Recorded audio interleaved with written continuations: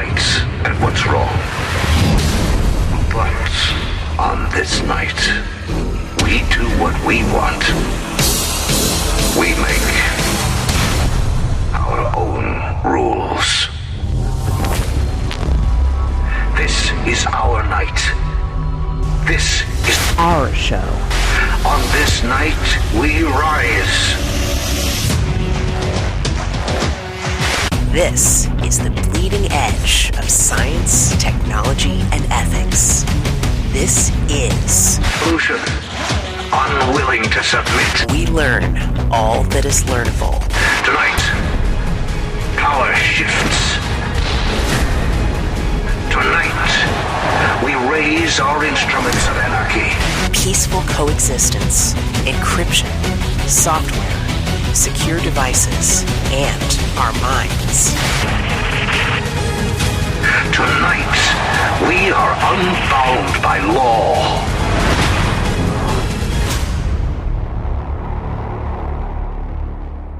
It's time for Sovryn Tech. And now your host, the golden stallion of the tech world, the rated R radio star, Brian Sovryn.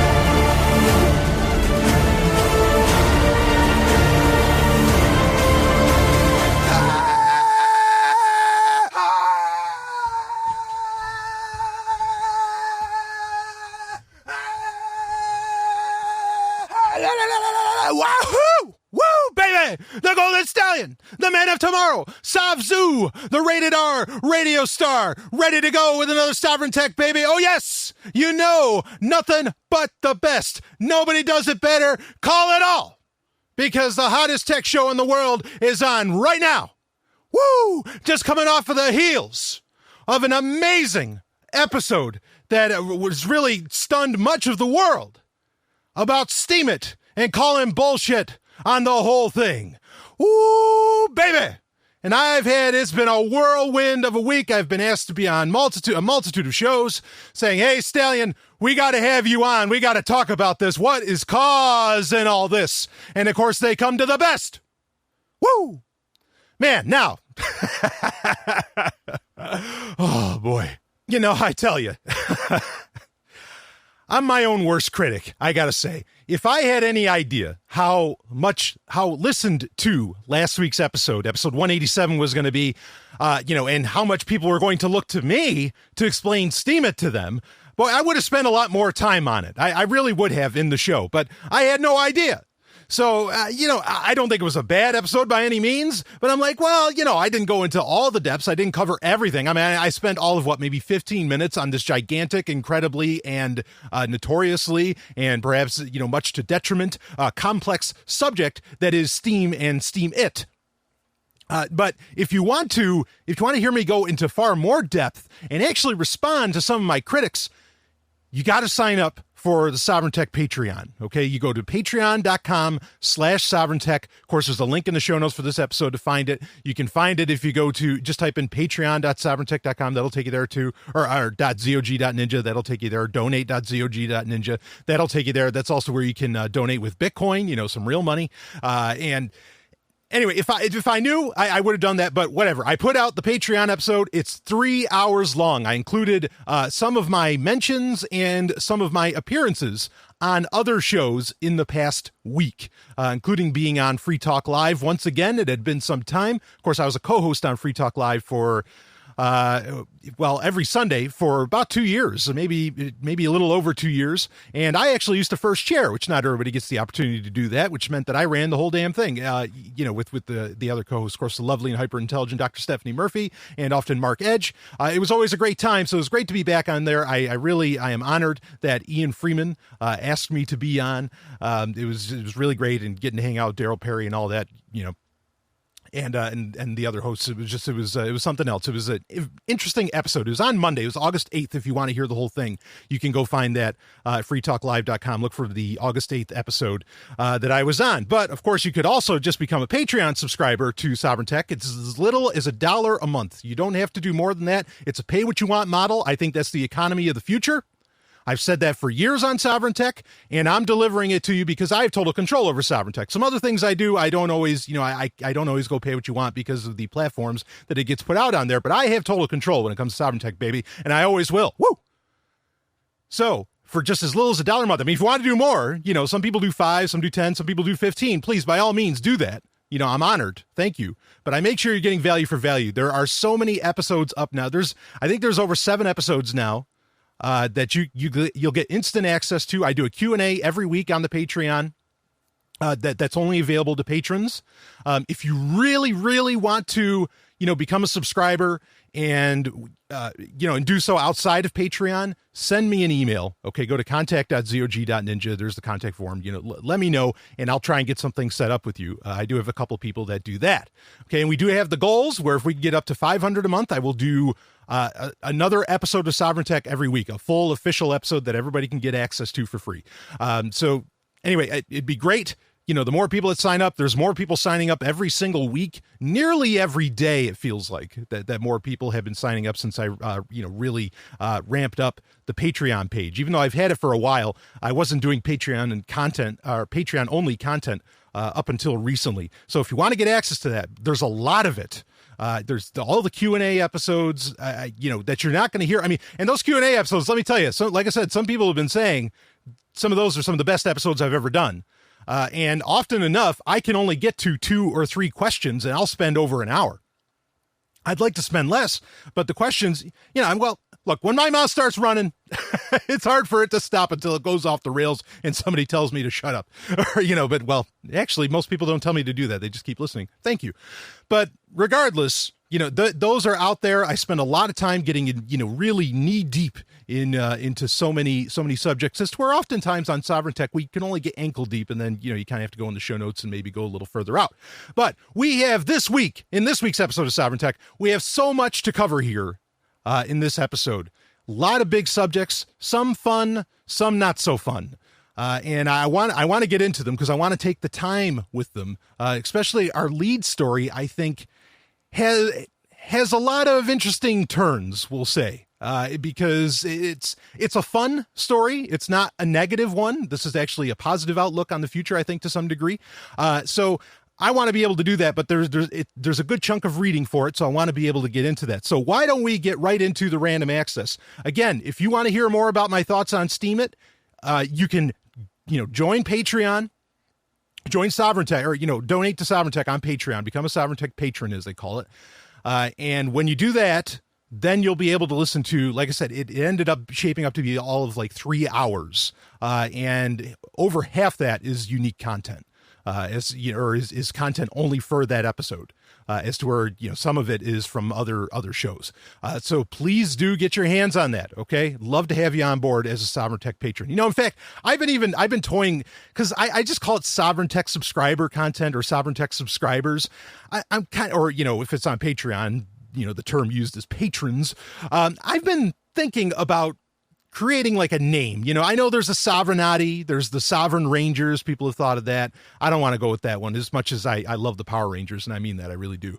I don't know how I'm feeling about the new movie coming out, but anyway, I'm enjoying the comic from Boom Studios. I'll tell you that. Holy fuck, that's good shit. But I was toying with a name, and it's the Sovryn Tech Tortoise Club. I know you're like, what the hell? Well, I'll tell you why I'm thinking about that, and you can let me know. You can email me and let me know what you think of that name. I would actually be very interested to hear that, to hear what you think about it. The Sovryn Tech Tortoise Club, it's kind of a fun, kind of cheeky name, I think. But at the same time, the tortoise, I think, is actually a great symbol for personal freedom and for, a lot of my outlook on liberty. I know in New Hampshire, the Free State Project has the symbol of the porcupine. And, the idea is that, well, the porcupine's kind of a native animal. And also, if you step on the porcupine, as long as you don't mess with the porcupine, you're completely left alone. But if you happen to mess with the porcupine, you'll get the quills. I get that, and it's a play on the rattlesnake, from the Gadsden flag and all this. And I understand that.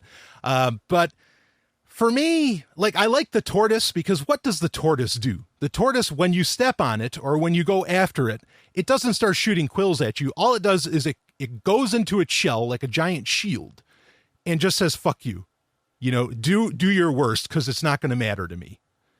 And I really more like that symbology, not that you're going to meet force with force, but that you're just going to make force inconsequential, make it meaningless by just going into this shield, into this like shield mode.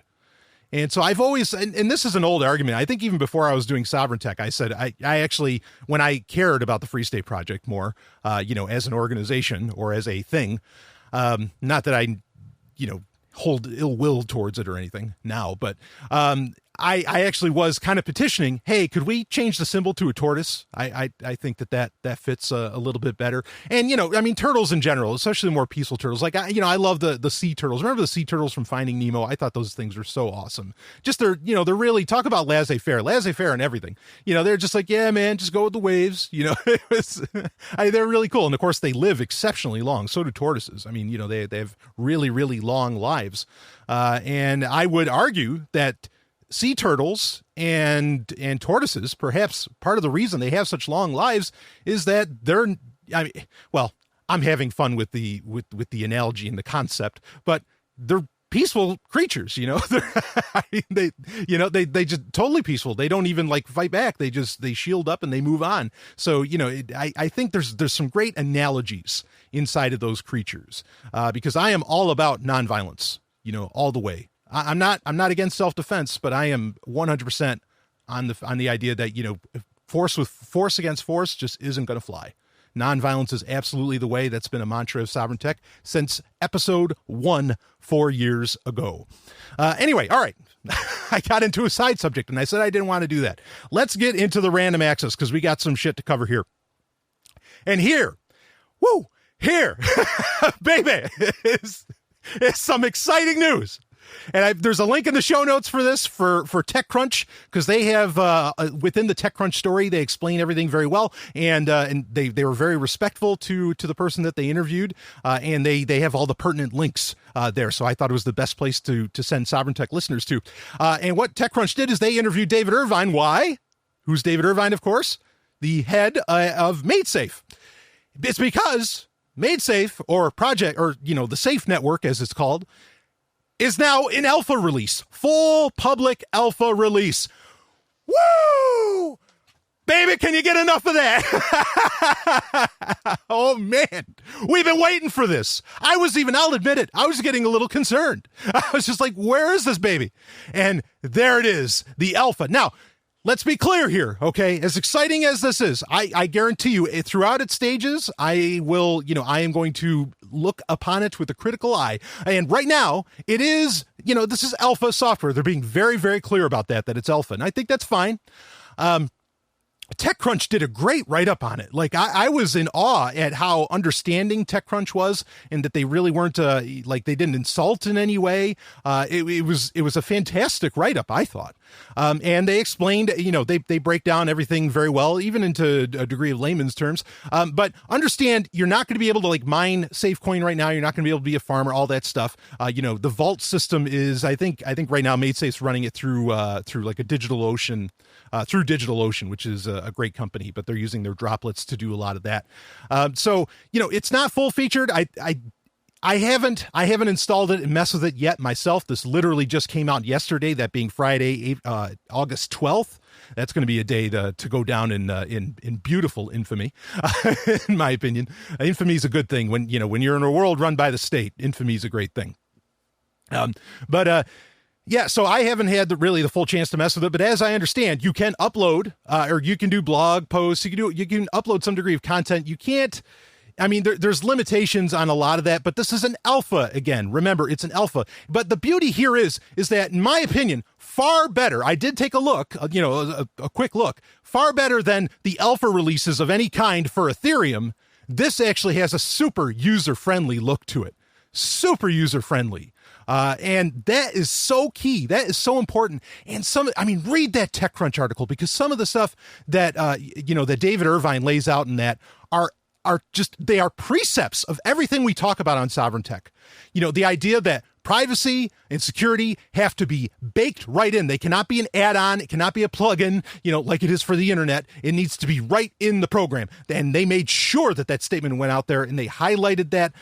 There's just a whole slew of great quotes in that. And also even David Irvine saying, look, when it's out there, it's got to be out there, and we need it to be done. And that really, to me, that very much, appeals to, when it's a full release, that because I constantly complain about, the bugs and people paying for beta tests and all this, all this crazy shit, the whole, the way that the alpha testing and beta testing usually works is pretty ugly.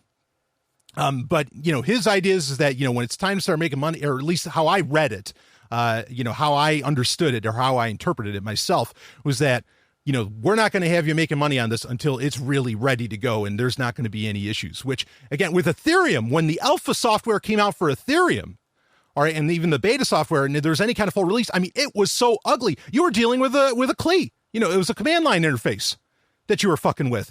Are you kidding me? And you're going to tell people this is going to change the world? Baby, deliver me a great looking piece of software before, not that I mind the CLI, please, but that really should be, if it's something for everybody, that should be optional. So MaidSafe is making sure this baby's ready to go, and it's going to be something for everybody. I love it. I was excited to see that. Made my fucking day, especially after all the bullshit that I had to, that I saw with Steam. It was amazing. To have such a classy, in my opinion, alpha release happen here. So anyway, do check that out. If you look in the appendix of the show notes for episode 188 of Sovryn Tech, it's there. It's on. Woo! I said it on various social media. I said, in the mortal words of Shang Tsung, it has begun. Right? Remember that classic Paul W.S. Mortal Kombat movie from 1995? I love that movie. Love Paul W.S. Anderson too. Second favorite director of all time. Woo! Resident Evil. All right. Which I saw that too. Oh man.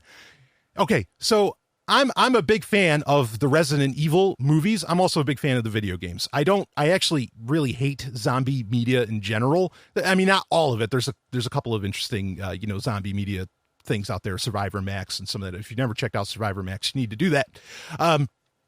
But I generally don't like. I don't like Walking Dead. I don't. I'm not that big a fan of Romero's work, even though I respect how quintessential it is. But the Resident Evil movies were so ever since high school, and that's amazing to consider. There's been 5-6 movies, or however many that I've been watching since high school. That's remarkable to me. And Mila Jovovich has just been doing great. I don't think people really respect just how. Here is this incredibly strong female character that has been around for, over 10 years doing these movies. I mean, that's remarkable at a time when there really weren't a lot of strong, the only other strong female character I think that you could actually look at pre the release of the first Resident Evil was, maybe Sarah Connor, right? From Terminator, Linda Hamilton, hot as hell. Whew. I mean, there's a lot of respect I think that the Resident Evil movies really deserve. I know they're cheesy. I know they're campy. I like that.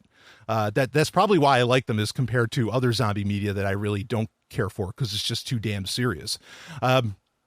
But anyway, the new one's coming out. Resident Evil, the final chapter, is coming out January 2017.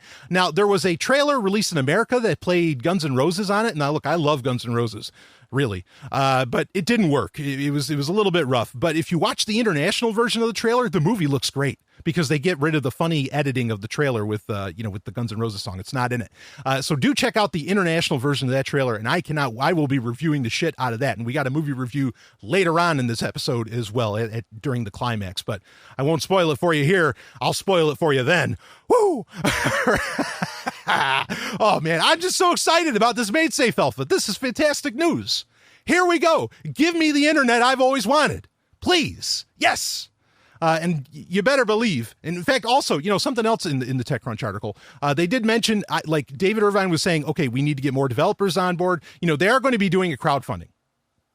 And the stated purpose of this crowdfunding, I largely agree with, because they're talking about the different types of people they need to get on board. They need to get, community outreach done. That is so fucking key. That, how I interpreted that, that's saying, we need to get some marketing, ethical marketing out there We need to get people involved to get people on board with this. Okay. And that's how you do it. That's how something gets taken seriously. Okay, is by really reaching out, spending money, and be open and honest that you're going to put the money in that place. I think that's great. So yeah, let's do that outreach. I think that's awesome.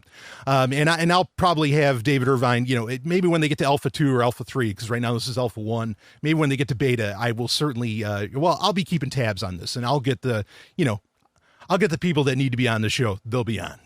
I guarantee it. Anyway. Let's get on to some other news here. Walmart, this is pretty interesting. Walmart bought this week for $3 billion, Jet.com. Now, if you don't know what Jet.com was came out maybe a year and a half ago, maybe 2 years. It was trying to be a competitor for Amazon, but it was a little weird. It was kind of like, it was a little more upfront in the fact that to take advantage of the website, of the shopping experience, and they said that they would beat any price anywhere, including Amazon's. You had to pay a fee up front. I think it was like $50.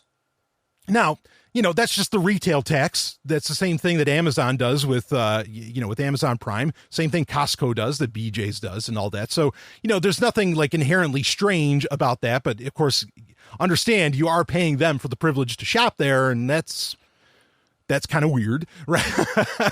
I mean, it's even weird. Like, I understand, the idea of membership and all this different shit. I mean, $50 I thought was a little steep, and it didn't work out for them, actually, because I think they changed it up to where there wasn't an upfront charge.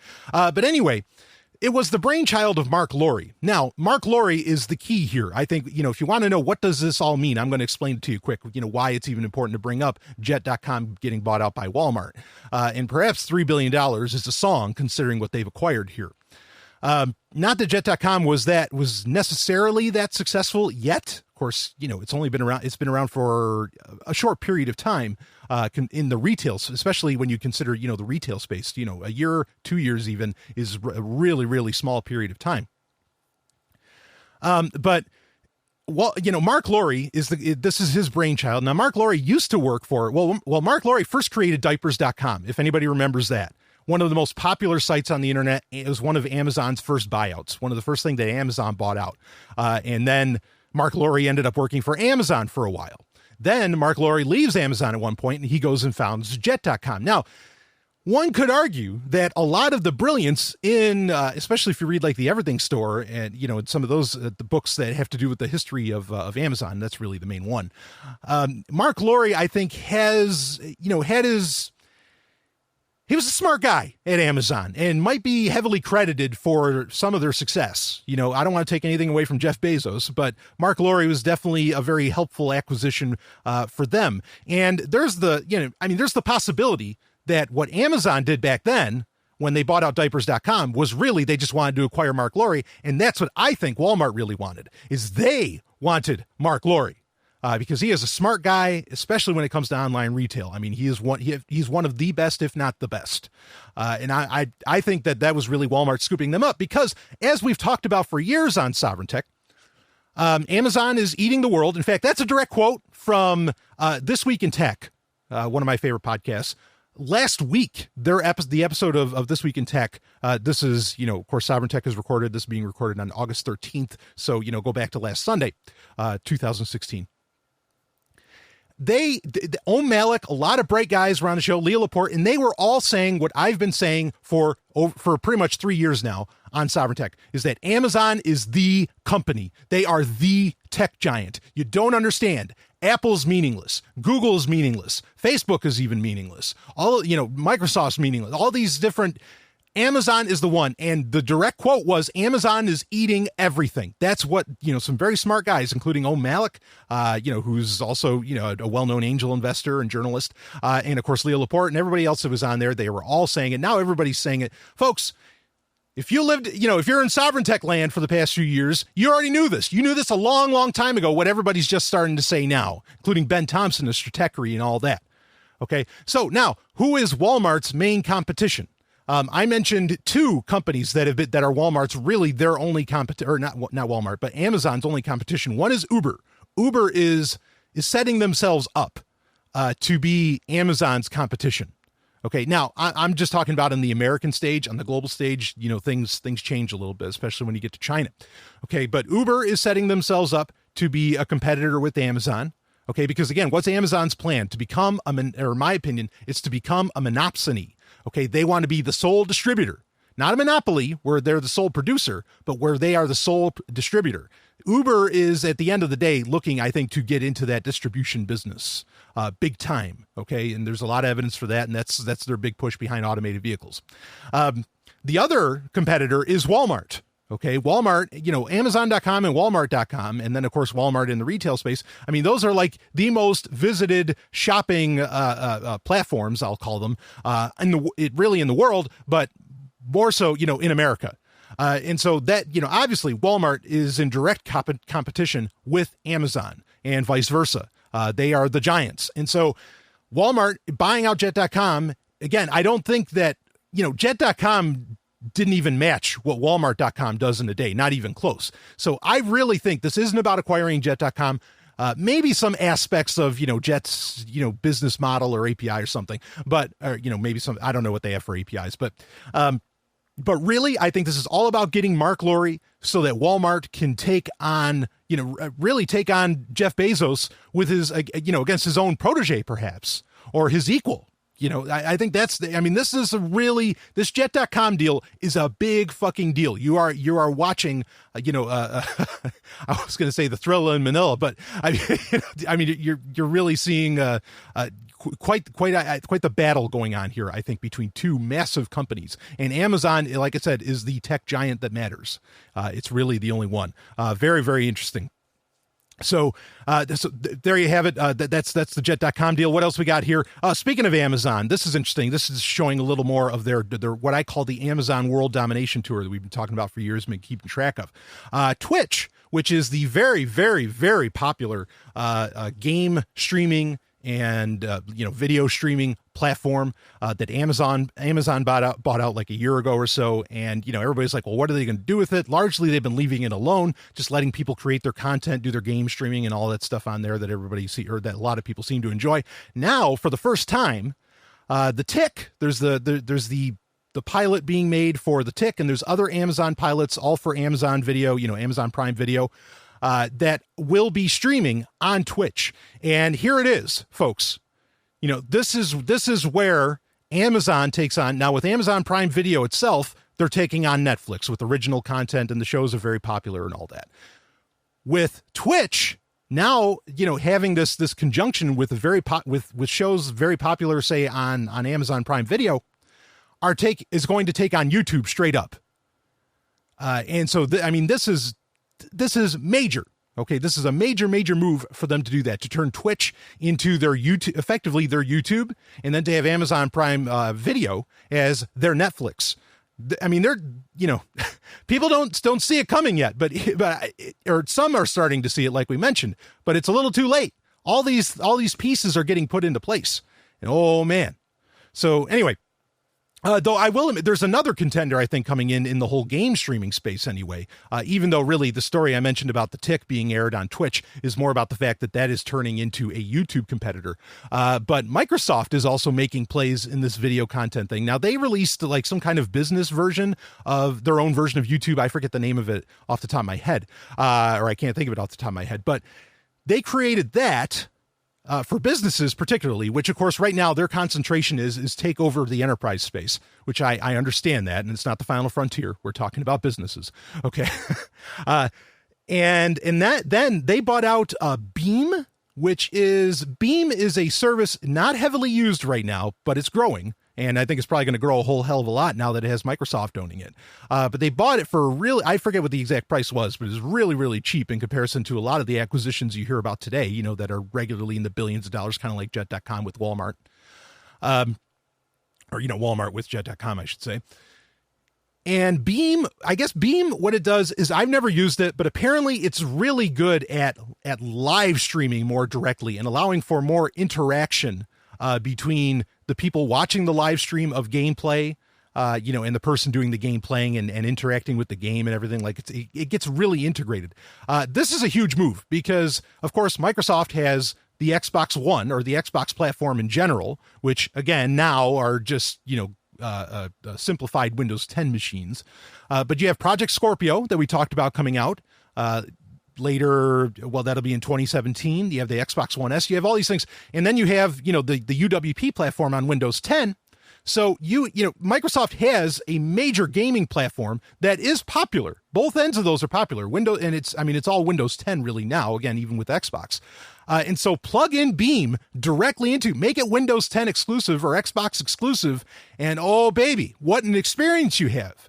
Because even like PlayStation 4, sure, PlayStation 4 has a lot of social components built into it, including the use of Twitch. But that's the problem is it's not Sony's own in-house system being used there. They are running off of Amazon. And so effectively, if live streaming is such a key component of the social aspect of gaming, Amazon holds the keys, perhaps, to the PlayStation 4's success. Now, I mean, the PS4 has great games going for it. There's no doubt about that. And they're going more towards VR and all this. So I'm not saying Sony's necessarily in trouble, but let's understand that there are serious advantages to owning your own game streaming service when you also have a console and PC gaming business going for you, which Microsoft does. So I thought that was actually an interesting, just a quick side note there on all of that. But speaking of Windows 10, we're rolling right through all this. Speaking of Windows 10, the anniversary update. Last week, or maybe it was the week before, I said, it's like, this is largely coming out with no flaws. Well, apparently I was wrong. I've been hearing lots and people having tons and tons of flaws with when Windows 10 updated to the anniversary update. Some people lost their Wi-Fi. I mean, like there's been quite a few different issues, but then there's people who said they've had zero issues no matter how many machines they installed it on.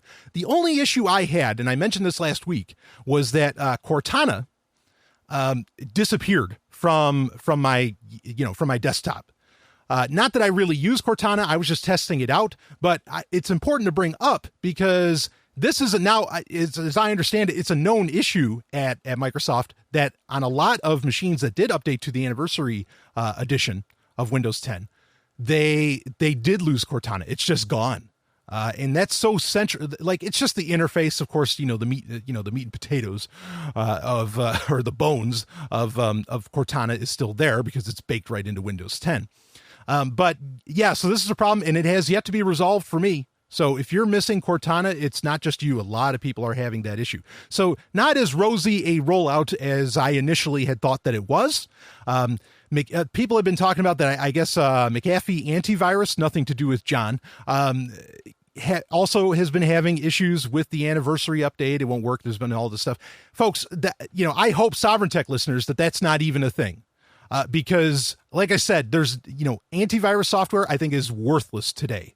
Especially with Windows Defender and a lot of stuff let Microsoft handle the fucking antivirus and all that, all those different aspects, on your system. If you really wanted to use one, like maybe I could still recommend Malwarebytes, but that's different. That's not really an antivirus. That's more for going after, malware and spyware and all that stuff. But I think antivirus software on Windows machines today is just, it doesn't mean anything. It doesn't really do anything, and it can't actually keep up with the 0 days. It can't really do its job.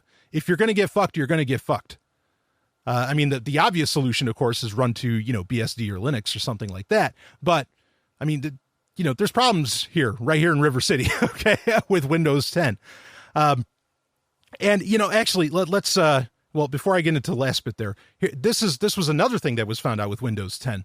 And it really proved a lot of what we talked about on Sovereign Tech, and that a lot of security experts have been discussing for some time.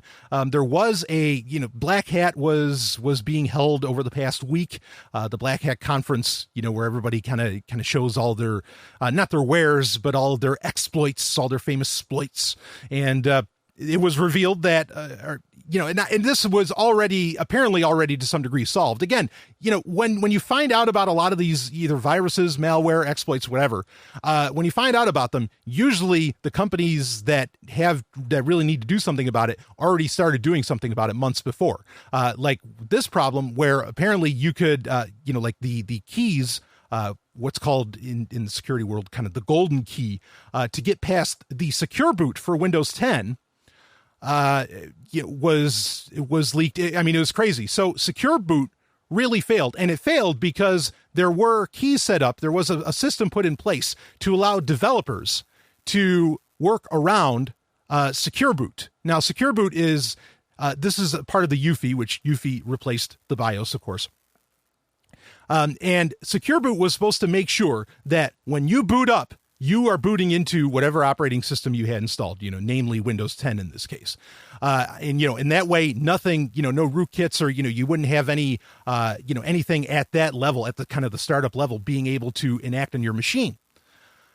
This has not worked out very well. So because Microsoft created, these back doors effectively, or as they're called, these golden keys to be able to get past all that. And the claim is that it's for developers. Was it for the NSA? Well, the NSA did, it is well known that since Windows 7, the NSA has, worked on the boot up process, of Microsoft's operating systems. So, did the NSA do this? Well, but anyway, this is the problem when you build in backdoors, even if it's benign.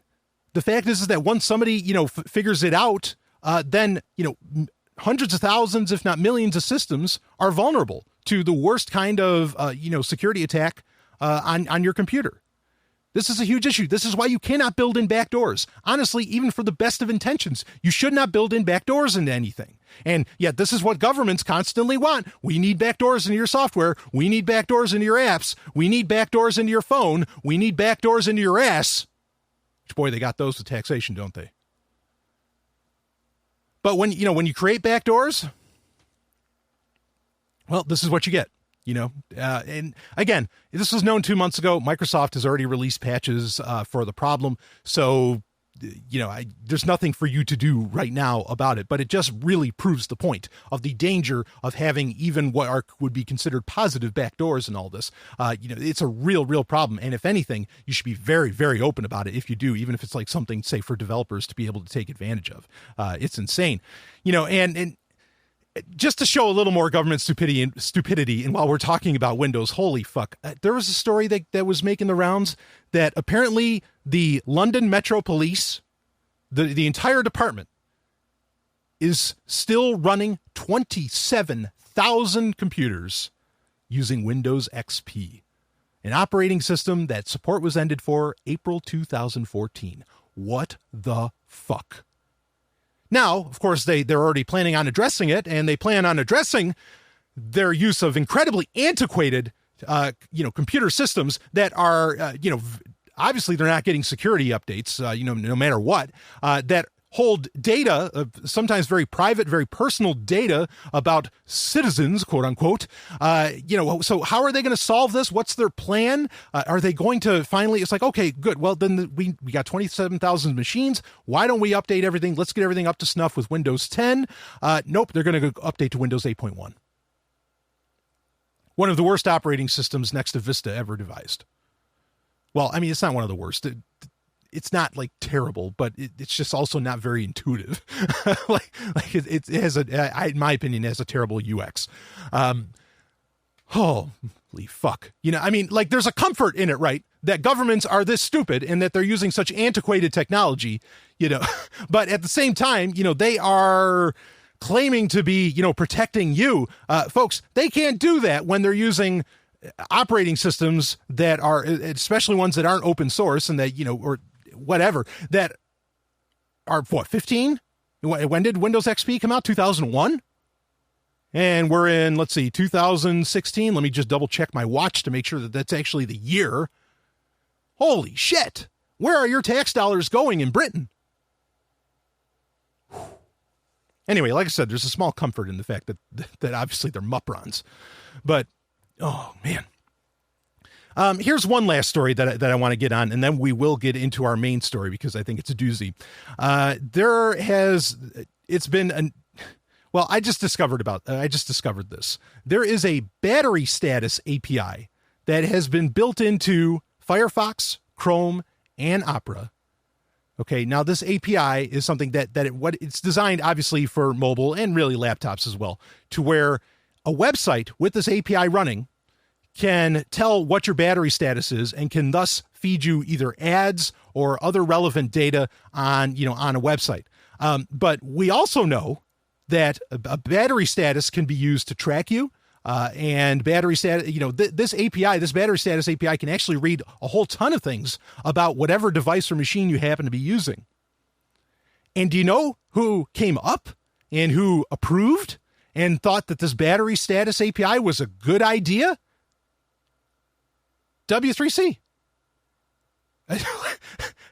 This is the company that's setting up all the web standards that, we're so big on open source. In fact, I remember the head, or at least a representative of that organization, was speaking at a Bitcoin conference a few years ago saying, we're going to get Bitcoin into all this stuff. We're on board with, privacy, security, and all this stuff. And yet you're putting in the stupid fucking ass battery status API that, whoa.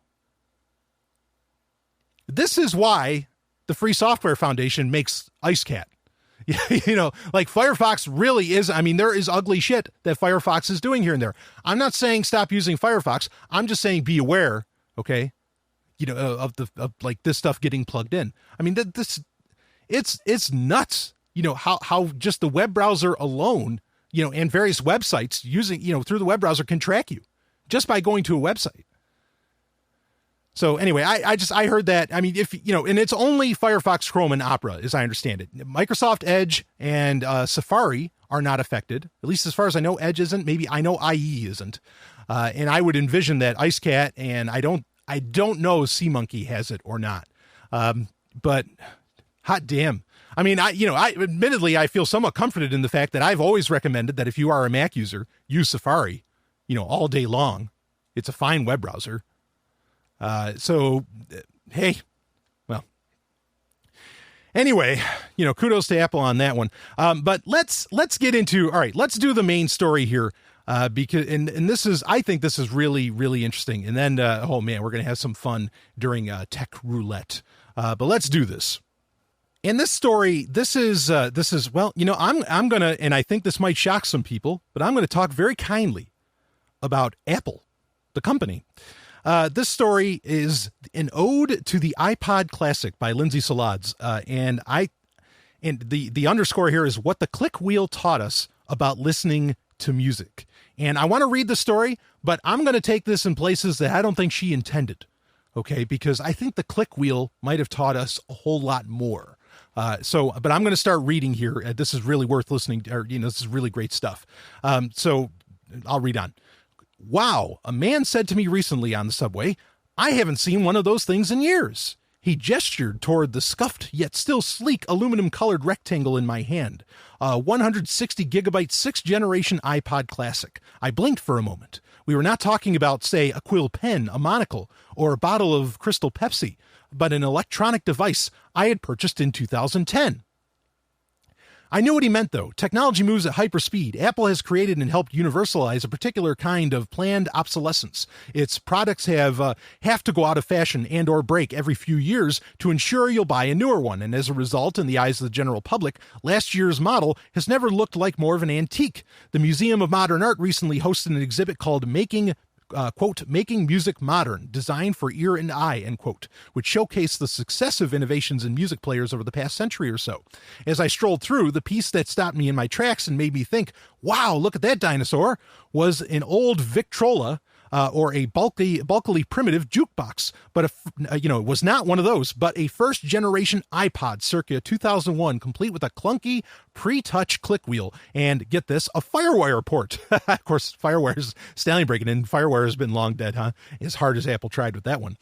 Quote, nothing in the world, end quote, writes Bren Lerner in his 2014 novel 10:04 o'clock, quote, is as old as what was futuristic in the past.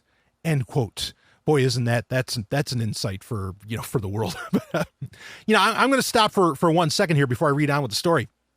I had my 6th generation 160 gigabyte black or space gray iPod Classic really up until I think I got rid of it maybe a year after. So like in 2012 or whatever, but I had it for a good long while, or for a while. I kept it even while I was in New Hampshire. I still used it, even though I had a nice Android phone and all this stuff, I was still using the iPod Classic. I love that thing. So I can totally relate. And I sold it, and equally, this is interesting. It being a few years old, I still traded it into a GameStop for like $70. They ran about $250. to get one. But I mean, that's high value, in this world. I mean, people want these things. So anyway, I'm going to read on here more with the story, and we'll talk more about that in a minute. Reading on the story, on September 9th, 2014, Apple announced that it would no longer be making the iPod Classic. For a seemingly all-powerful corporation, its reasoning was uncharacteristically defeatist. Quote, "We couldn't get the parts anymore, not anywhere on earth," end quote, Apple CEO Tim Cook later explained. Quote, "It wasn't a matter of me swinging the axe, saying, hey, what can I kill today? The engineering work was massive, and the number of people who wanted it, very small," end quote. Well, relatively small. Stallion breaking in here. So understand, the reason the iPod Classic was stopped getting produced wasn't because they just wanted to kill off the product, perhaps.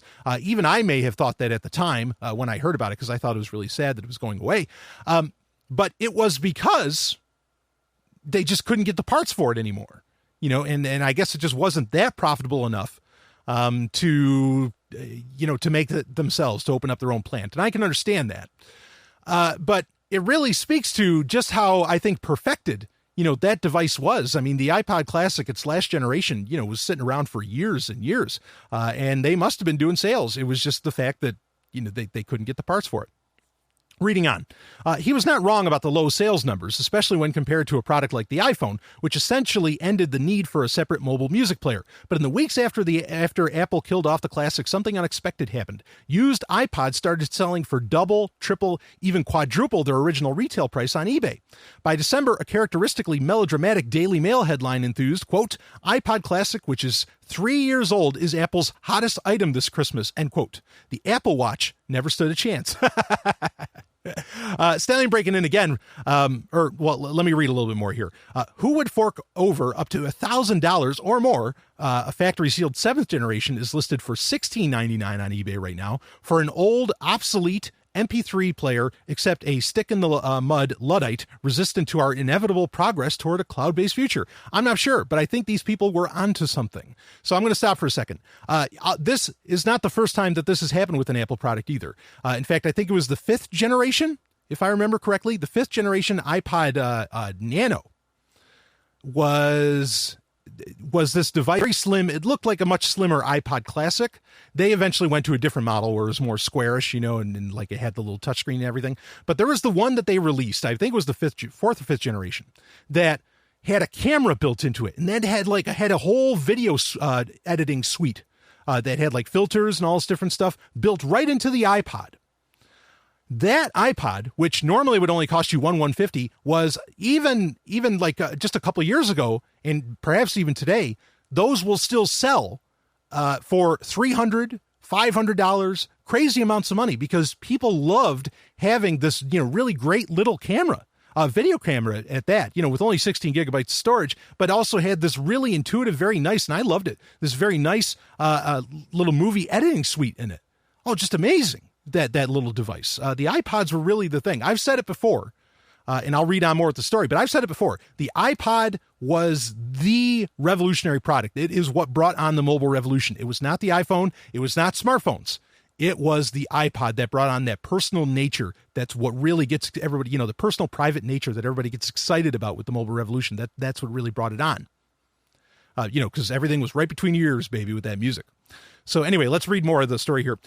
Quote, when I'm searching for something to listen to on Spotify, quote, when I'm searching for something to listen to on Spotify, I feel like I end up listening to the same albums and artists again and again, end quote, my friend Becca wrote in an email after I asked a handful of acquaintances about their post-iPod listening habits. Again, this is in the story. Quote, my brain by itself isn't good at cataloging everything I love, end quote. The psychologist Barry Schwartz has written, or if you don't have too much time on your hands, has a TED Talk about a related phenomenon he calls paradox of choice. The notion that, and we've talked about that on Sovereign Tech before, the notion that although we tend to think of freedom of choice as an inherently good thing, too much choice can leave us feeling paralyzed and anxiety ridden. Quote, with so many options to choose from, end quote, he says, quote, people find it very difficult to choose at all, end quote. I personally have proven this theory many times over in the past few months when I've stared for a few moments at the infinite void that is the Apple Music search bar and decided, quote, I guess I'll just listen to Pablo or Lemonade again. Those are albums. end quote. Another friend I emailed summed up the paradox of digital music listening succinctly. Quote, with device-bound listening, I absolutely feel limited by storage space. With streaming, I feel limited by my own memory, end quote. Now, I'm going to stop there for a second. I want to talk about this aspect of it. The paradox of choice. I understand the importance of curation.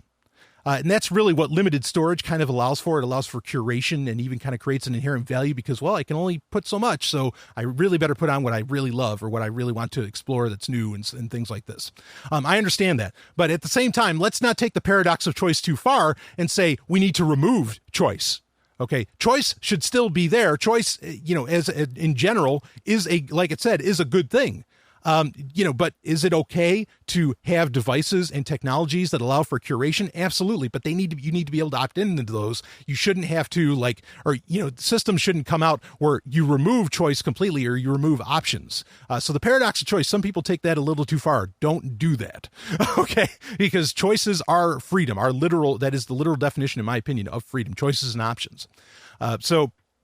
Anyway, but I get it. Curation is a good thing, and having a device like an iPod really kind of forced you to do some personal curation. Well, not forced, but you were limited in storage space. Reading on, Catherine Moore, an adjunct professor who studies music technology and digital media at the University of Toronto, agrees with this assessment. Quote, people just don't know where to start, end quote, she says of listening in the streaming era. Moore also pointed me to Harvard Business School professor Anita Elbsworth's much discussed 2013 book Blockbusters, which explores the business decisions behind massive entertainment hits. Quote, her findings showed that this enormous proliferation of choice has actually made big, giant hits even bigger, end quote. Schwartz's theory posits that there's a sweet spot. Quote, some choice is better than none, but it doesn't follow from that more choice is better than some choice. There's some magical amount. I don't know what it is, end quote. Streaming services are currently on a quest to find that magic number. Think of the new fixation on discovery, curation, and tastemaker-created or algorithm-created playlists. Last month, The Ringer's own Victor Lucasen wrote a piece about Spotify's popular Discover Weekly feature, noting that the company, quote, initially tested a 100-song version of the feature, but found that combing through that many songs was exhausting for users, end quote. It took off once Spotify whittled that down to a more manageable 30 songs. In terms of device storage capacity, I think the magic number was, for me, 160 gigabytes, the size of my iPod Classic. Large enough that I was never worried about running out of room, but small enough for my device to feel manageable and personally curated. Ryan, another friend who I emailed, remembered iPod libraries as, quote, great conversation starters, end quote, he mused. Quote, it was nice to feel like you could showcase your curated collection of music to friends via an iPod. Often someone had a Neil Young rarity or a friend's unreleased record, so each one seemed pretty intimate and personal, end quote. I'm already dipping a toe into the realm of nostalgia and sentimentality, so let's just dive in. My still functional iPod bears the grubby fingerprints of the person I was from roughly 2010 until the end of 2014, when my old laptop kicked the bucket and I stopped updating my device.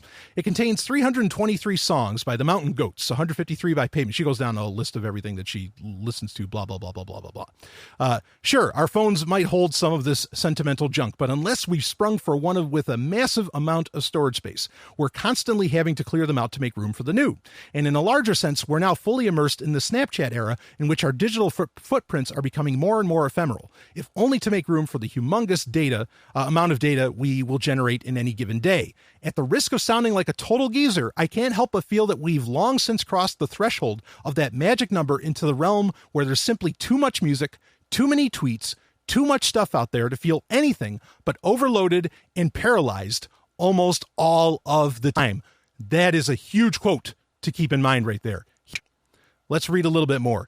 The best thing about the iPod was that when I was listening to music, that was all I was doing, end quote, wrote my friend Miriam. Quote, when I'm listening to something really beautiful on my phone and it fades out for a phone call, I get a little upset at whoever, end quote. Boy, I can feel that one stallion here. Oh, when it pauses, and it's just about to rock out into like David Lee Roth's Just Like Paradise, fuck, I get pissed off.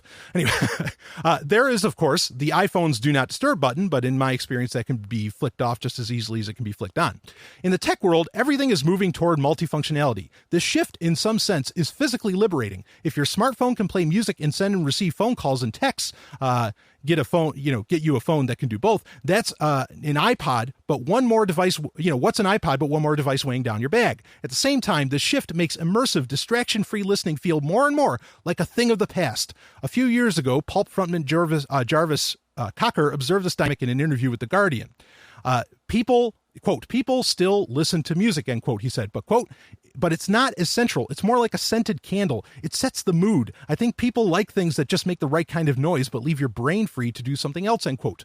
Moore says something is lost in this shift. Quote, it makes it harder for new music, especially new music that is a little unusual, to get people's attention, end quote, she says. Listening on multifunction services or multifunction devices favors repetitive, unchallenging songs that you don't need to use much of your brain to process. Cocker's scented candle music. Moore, though, notes that it's more challenging, less predictable music that over time provides listeners with the greatest rewards. Quote, often of those types of songs, people will say that when they first listened to it, they didn't get it or didn't particularly like it. But then as they listen more, it becomes their favorite song, end quote, she says. End quote, those songs take some concentration, end quote. Boy, I'll tell you, Stallion breaking in here on that one. This is so true. I remember this was even pre-iPod. Back when Motley Crue's Generation Swine came out, the album, what is that, 97? Yeah, because there's the Shout at the Devil remix, 97. I love that. And it took me, I bought it because it's Motley Crue, and I'm like, no, I'm huge Motley Crue fan, sight unseen, I'll buy it. There's got to be something there that makes it worth it. So, $20 down, all right, take it home. It took me like 5 times to listen to it, but thankfully, because of the nature of the thing, I don't know if I want to say thankfully, I could, I wanted to, it's like I put money into this and I don't have a whole bunch of, well, actually I had a lot of other albums, but I had a limited amount of music. I was like, no, I'm going to keep giving this a shot. I want to listen to that again. I want to try that out again. What were they thinking? And you have to have that, you really have to have some degree of confidence in the artists themselves, I think, to even be able to do that in the first place. So that's an important part of this, as well as having confidence in, either the artist or perhaps in the person that recommended this to you, which, why would you trust an algorithm? I certainly wouldn't. And I've yet to find a need to, even though some people claim they do. But anyway, I listen after about maybe the 5th time going over the album Generation Swine. I recognized its brilliance. Then I suddenly got it. I started to feel it. I felt the attitude. I felt the overall gist of the album and all this. And, we can get into arguments about whether or not albums in and of themselves are good things, or that like they are a natural, the natural best way to transmit music, like maybe EPs are better or singles are better or something like that. That's a separate conversation that I'm willing to have at some point. But regardless, like, yeah, if you don't give, sometimes, a person will see a 7-minute song and they'll be like, well, I'm not going to listen to 7 minutes. What the hell? Or they want to shift. I know a lot of people, they can't even listen, they can't even listen to a full song anymore. 1.5 minutes. Okay, I got the gist. They move on to the next song and take something else in. Yeah, that idea of too much music, I wonder. But anyway, there's a lot more I want to cover on this. So here we go. When I listen to my iPod these days, it gives me the small but subversive thrill of going against the grain, not only rejecting the hectic, multitask rhythm of smartphone life, but also pushing back against the digital marketplace that's trying to instill in me loyalty towards certain streaming services rather than the music and the artists themselves. When I'm listening to my iPod, I am, at least for the moment, opting out of the streaming wars, which, as services like Apple Music and Tidal compete for exclusive songs walled off to subscribers off their competitors, increasingly feels like a losing game for the listener. Let's conveniently put aside the fact that I gave Apple Music's parent company a couple $100 to buy the device in the first place. It would have seemed insane to suggest this in the early aughts, when the iPod seemed like an emblem of our cultural overload, 1,000 songs in your pocket. But using an iPod in the age of the smartphone almost feels like an act of meditation. I'm slowing down, tuning out, placing my life for the length of an album or even a single song in do not disturb mode. To plenty of people, the desire to do what will seem silly, absurd, even old-fashioned, or to plenty of people, the desire to do that will seem silly, absurd, even old-fashioned. Fair enough. In my brief survey, I noticed that the ones who expressed the most nostalgia for the iPod Classic were, and this is a term I use with both love and self-identification, the music nerds. Friends I made at my college radio station, as well as other people who make, listen to, or write about music for a living. And unless Tim Cook stumbles upon an elephant graveyard of unused iPod parts anytime soon, this niche group will be the ones who still evangelize the iPod long after its death, and even pay through the nose for new or refurbished ones when their own needs replacing. The iPod Classic is now becoming that what vinyl was a decade or two ago. Not when vinyl became cool again, but during the CD era, when it seemed obsolete to everyone but collectors and music snobs, which is to say that the iPod's quote-unquote vintage resurgence is probably inevitable. Rest in peace, sweet iPod Classic. See you at Urban Outfitters in 2036. So that's the whole gist. I thought that was a fascinating article on a bunch of different levels. Okay, and I definitely get like that the iPod Classic is sort of the symbol of the music snob in all this. I mean, I think there's some truth to that. The curation aspect of it, the limited, options that you have, of music to, how much you can fit onto the device, that's an interesting aspect. I'll admit, when the iPod was still a thing, like I was wanting that 2 terabyte iPod because I had that much music. It's like, oh yeah, it's like, give me a 2 terabyte iPod and I'm on board with it, baby. Let's do this. And even when the iPhone came out, I was kind of like, okay, yeah, come out with at least, come out with an iPhone that has as much storage as the iPod or as the iPod does, as the iPod Classic. And then, yeah, okay, fine. I'll get on board with the iPhone. Now, 2 things have happened. I think there's an aspect of this nostalgia, of this love for the iPod Classic that I don't think is getting discussed here. I largely kind of agree with the statements as far as the music goes in that article, so I don't necessarily need to touch on that. But one thing that's changed is that what I think people are also feeling as far as the nostalgia with the iPod Classic was the pre-iTunes 11 versions of iTunes. Because iTunes used to be great fucking software. I mean, really, really good. It used to be your home for your podcast and your music all in one. And there were so many great features. Some of the features still exist, but the presentation and the design and the UX of iTunes is so terrible now. It's so fucking bad. And the other thing I think that they're missing is also the iPod, could store some movies. I mean, this was a big deal, people using the iPod Classic to go watch porn in the bathroom at work. Oh, fuck yeah, I did that. I mean, why not? Be a homemade or stuff that you downloaded from wherever.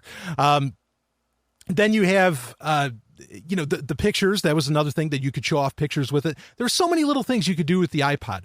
The other nice thing is that you could actually partition off a part of the iPod to be a portable hard drive. And a lot of people miss that it was used for that as well, to connect to your PC. I would even use it often enough as my, to run portable apps from portableapps.com, say on a Windows machine at work or something.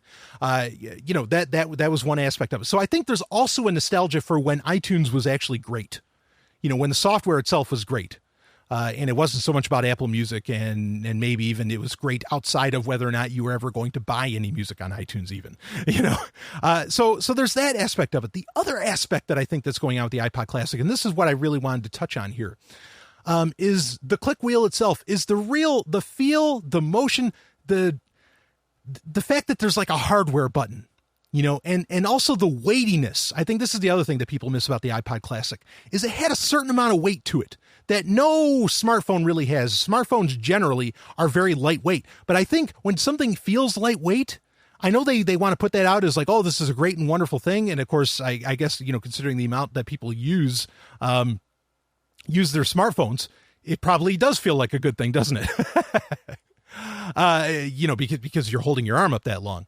But when something has weight to it, it feels more valuable. Like it feels more real, more tangible. Like there's something, really that really means something in your hand. So I think there's that aspect of it. And then like the fact that the click wheel, like, you feel the satisfying click as to where, touch, there's no satisfaction to the touch. The music is all ephemeral now because of streaming. The UI, I think, feels very ephemeral because of touch screens. And I think we might be forgetting something based upon the touchscreen, because, the entire screen is itself a user interface. I think we're losing the fact that there are clever ways to operate something. There are clever, user experiences, user interfaces, I should say, not experiences, but user interfaces that we're forgetting about. I'm reminded there's an episode of Star Trek Voyager where it's a time travel episode. It's really fun. And they're aboard the USS Relativity, which is the ship from like the 27th or 29th century, whatever. And it's a Starfleet ship from way in the future. So they had, how do you make and it was a really great challenge, because how do you make Starfleet, especially after the Next Generation and so on, already looks so advanced. How do we make this look more advanced? And what they did is that the controls, like say at the ops center on the Relativity, on the ship, the Relativity, the controls were all circular. And I'm sure they got that off of the iPod Classic. Like everything that they were doing, they would make like these circular motions and everything. But based upon what they were doing at the time and what they were controlling, it made a lot of sense. It wasn't just cinemagenic. Like it made perfect sense based upon the actions that they were taking, doing these circular motions. And I think, so, honestly, like missing the iPod Classic, I think we're also missing an ingenious user interface, that being the click wheel. And we're missing that at our detriment of that, now, talk about the paradox of choice. When you can touch anywhere, anything, on the screen, well, what am I going to hit? What do I do? And all this. I mean, like there's so much missing in that with the controls that are a failure. I mean, this is a big deal in the gaming space as well. It's where touchscreens will just never, ever be, for traditional gaming as we know it, will never, ever be good at that. I just don't think that's going to happen, no matter what Apple does with 3D touch or whatever. The iPod Classic was so much genius. That was so much brilliance. That's what saved the company, the iPod Classic. And I get it why they're not making any more, but damn, are we missing something? And I'm sure eventually there's going to be like a retro, I don't know, on a 20th anniversary of it or something. Maybe Tim Cook will release, a retro version of the iPod Classic, which I could believe it. I could believe that that'll come out. And I kind of hope it does. And yeah, I think we're, with everything going to touchscreen, we're losing out on some potential brilliance in the space of user interfaces. And I think there's still a lot of brilliance in the click wheel, and that needs to be looked at again. It was an amazing device, just an amazing, amazing device that we don't give enough credit to, and that I think quickly gets forgotten. Honestly, I wish I never sold mine. I really do. I wish I never sold it, because I love that damn thing, even though I'd have to contend, well, it could work with other, didn't just have to use iTunes, even though I'd have to contend with that perhaps. Oh man, those things are so good. And in single purpose devices, that's another thing that's just going by the wayside that is so key. When you pick up an e-reader and you read on that compared to reading on your phone or tablet, it's night and day, man. And you know it and you feel it just because of that single purposeness of it. You really love that. So anyway, maybe these kind of devices will continue on and, they'll always be sort of niche, but they'll be there. I just hope they're there. That's the choice I want, is that these things still exist. Give me the ability, give me the choice to choose my music. Right. Anyway, we got a doozy coming up in Tech Roulette. I'll be back with more Sovryn Tech. Hey, okay, real quick. Look, if you want to get your hands on something that actually lasts and doesn't require parts from Apple or anybody else really, and that has one hell of a history and has definitely been value in the hand for a good long while, I want you to get your hands on some gold and silver, maybe even some platinum and palladium from Roberts & Roberts Brokerage. We are so honored that they are a continued sponsor of Sovryn Tech. Tim Fry there believes in what's happening with this show and the message that we're getting out there, and securing things down. And, precious metals, that's one way to secure your wealth, baby, to secure your value. So I want you to get on board with that. They'll also, understand this. They know that Bitcoin is the real deal. They know it's real money. If you want to buy some of that with your Bitcoin, believe me, Roberts & Roberts wants your Bitcoin. Okay. They are Bitcoin preferred. I don't know any other precious metal dealer that is absolutely Bitcoin preferred. And they are fast, very fast shipping. In fact, they will even, they will buy, gold and silver off of you as well. So, this is a one-stop shop for precious metals. You want to follow them. They're keeping track on all the prices on everything. They're just absolutely great. You can follow them on Twitter, actually, at Full Meta Liberty. Full as in Full Metal Liberty, but only one L, Full Meta Liberty. But go to gold.zog.ninja. That'll take you there. You can get your hands on great prices for gold and silver, platinum, palladium, coins, all the stuff, all the good stuff that you want. Let's get back to some Sovryn Tech. Thank Roberts & Roberts for being sponsors. Pixel, I'm being chased by assassin bots. I need an exit. Pixel!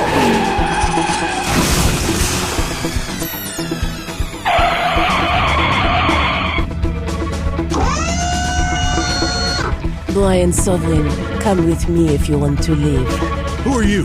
I'm Adelaide. I'll tell you more later. Get in the vehicle. Get in a car with a scantily clad and beautiful woman? Guess it's been my first choice before. Let's go. First choice. It is time for First Choice, where I cover the stories that get sent in to me through the various channels available. Of course, really now it's kind of down to only 2 channels.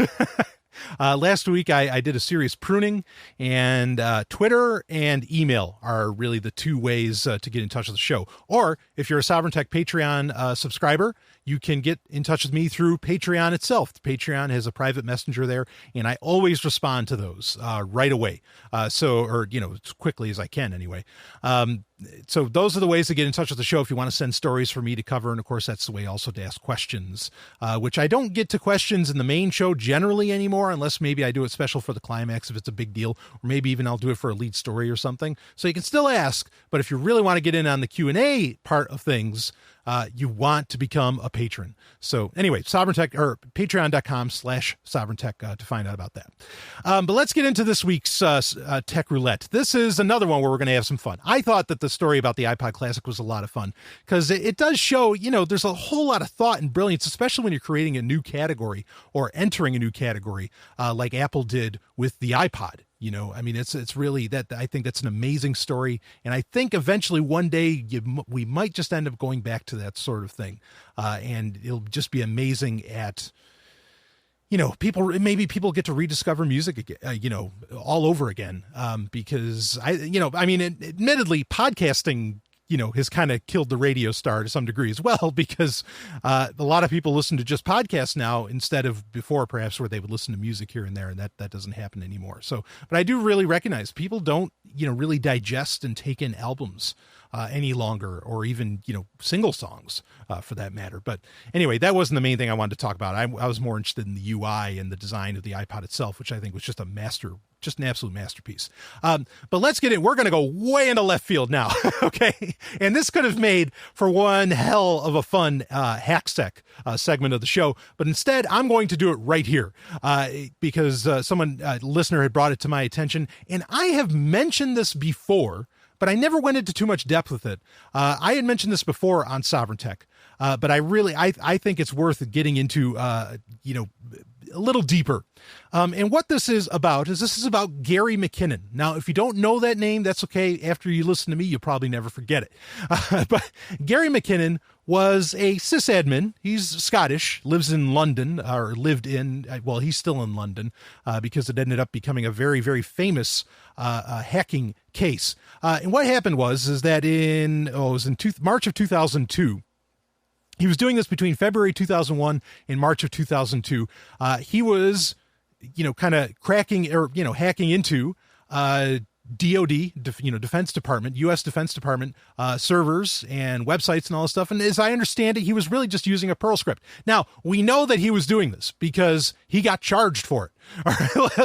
like a case, the U.S. government for years and years and years was trying to extradite him from Britain, to the U.S. I mean, that's how serious this was. In fact, it's still considered, I think it's still the largest quote unquote hack against U.S. U.S. government or military servers ever committed. But now the interesting aspect of this, and what's really interesting is what he claims to have found on there.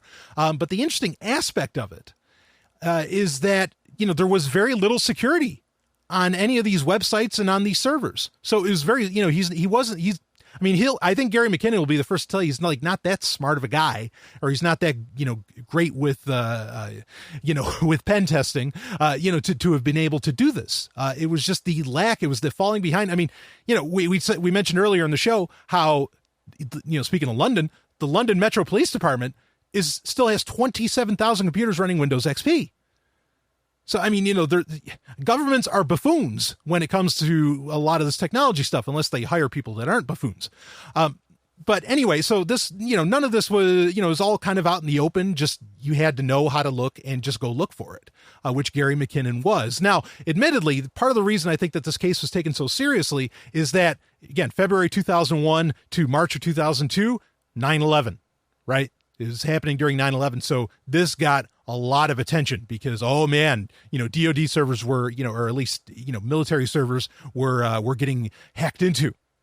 Ooh. So why was Gary McKinnon doing it? I want to tell you that. And then, this has been a case that's been dragged on for like more than a decade. But then I want to, play a news clip for you as far as like what happened at the end of the case, because this guy was going to be seeing decades of time, much like, some other people that were really just looking for information. And that's what Gary McKinnon was doing, is he was trying to find out. I mean, and, we've debunked a lot of these free energy stories, these 0 point energy stories on Sovryn Tech in the past. But he claims that he was trying to find information on free energy, on this idea that the government already has all this technology and that they already know how to produce energy, at no cost and, using all these 0 point systems and everything, cold, I forget what the term is for that, but there's that like reverse cold negative capacitance or whatever. Anyway, so this case finally, I want to talk about what else he supposedly found, but fortunately this case had come to a close a couple of years ago, and he's not getting extradited. But why don't I go ahead and just play the news clip here that succinks it a little bit better.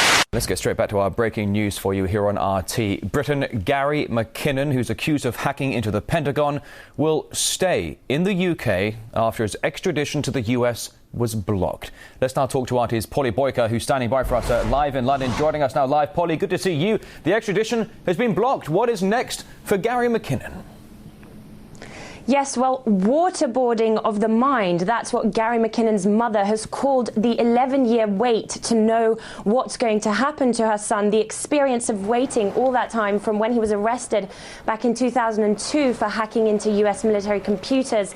All that time, the US has wanted him to go on trial there, where he could face a potentially 60-year sentence. Now, it's a massive sigh of relief for McKinnon. He now knows that he's not facing extradition. Theresa May said that it would be a breach of his human rights to send him there, because Gary McKinnon, as many now know, he is mentally ill and he would be at a massive risk of suicide if he were to go to the States. Now, there's been a strong line of pressure from the United States to send him over, so this is very much a difficult decision for the Home Secretary that she had to make today. However, she has now made it. It now means that Gary McKinnon stays in the UK, and prosecutors here are going to decide whether or not he should face trial in the UK. Well, certainly, Polly, you talk about the tough decision for the British Home Secretary there. Not exactly a kowtowing to what some say is the bullying weight that comes out of Capitol Hill, of course, in Washington, D.C. She's also said, though, that the Secretary there to commission a review, ultimately, of extradition laws themselves. Any changes we can expect, Polly? Yes, so it's a wider repercussion from the decision on Gary McKinnon today that's interesting to a lot of observers, because a lot of people in the UK have spoken for a long time now about how unbalanced and unfair the UK-US extradition treaty is. It's seen 9 times more Britons go over to the US in the past 10 years than UK citizens come US citizens, come over to the UK to be tried. So what the Home Secretary has suggested is that there is now going to be a forum bar for anybody who's wanted by the United States. That means, in plain terms, it means that anybody wanted by the US is going to first have a hearing in the UK, where judges will decide whether or not it's fair to send a suspect over to the States. All right, RT's Polly Boyker there live in London. Thank you. Now, if only KickAssTorrents' alleged founder Artem Volin could have that deal that they were just talking about, where there's a forum bar where they, need to actually try them first. Of course, he got arrested in Poland and is supposedly getting extradited to the United States. But I'll save that story for later on during HackSec. So that is obviously from 2013. Gary McKinnon was, fortunately relieved of, or, at least he's not getting extradited as far as anything that has happened to him. As far as I know, he's walking free and getting interviewed and doing whatever in London. So, no charges being held against him there, thankfully. So, and I don't think hacking is a crime. Cracking is a crime when you're doing something malicious to go harm some people. But I don't think hacking itself is in any way any kind of crime. I mean, if anything, why can't we know what the U.S. military is doing? Well, that's the interesting thing, is that his claim is that there might be a very good reason why the U.S. military doesn't want you to know what they're doing and why there isn't a whole lot of openness in government, because he claims to have found, and he has not, recanted against a lot of these statements, even though it's interesting if you heard in that RT news clip there, the claim is that he's very mentally ill. Now, that's probably just a lawyer thing. I mean, maybe he is. I don't, I can't say. I've never met him, not that I'm a psychiatrist, to lay out those kind of, ideas or those kind of judgments anyway. But it's interesting that he was claimed to be mentally ill because, well, you might think he is, based upon what he claimed to have seen. And that's what I want to discuss right here. In the various, things that he found, he claims that he did find what he was looking for, about free energy technologies, 0 point technologies and all that. But then he also claimed to have found pictures, around Building 8, not Building 7, Building 8 at Johnson Space Center. Okay. Building 8 at Johnson Space Center that supposedly shows there were cigar-shaped UFOs, ships that were there and then that were kind of photoshopped out apparently of other versions of the picture. He saw all this, of course, based upon what he was using. I don't know, it was Flash or Java based and, a Perl script running, all this stuff. He was not able apparently to get screenshots of this. That makes it a little bit questionable. But what's interesting about him having claimed to have seen pictures of cigar-shaped ships is that if you remember a few episodes ago of Sovryn Tech, where we talked about some of these stories from a few hundred years ago, like particularly the one in Germany where it was on the woodcut, which the woodcuts were the very serious newspapers of their day, where they talked about that everybody in this, in this city or this village in Germany saw, in Europe anyway, saw this like these cigar shaped ships fighting in the sky, battling in the sky and all this. And one of them even crashes.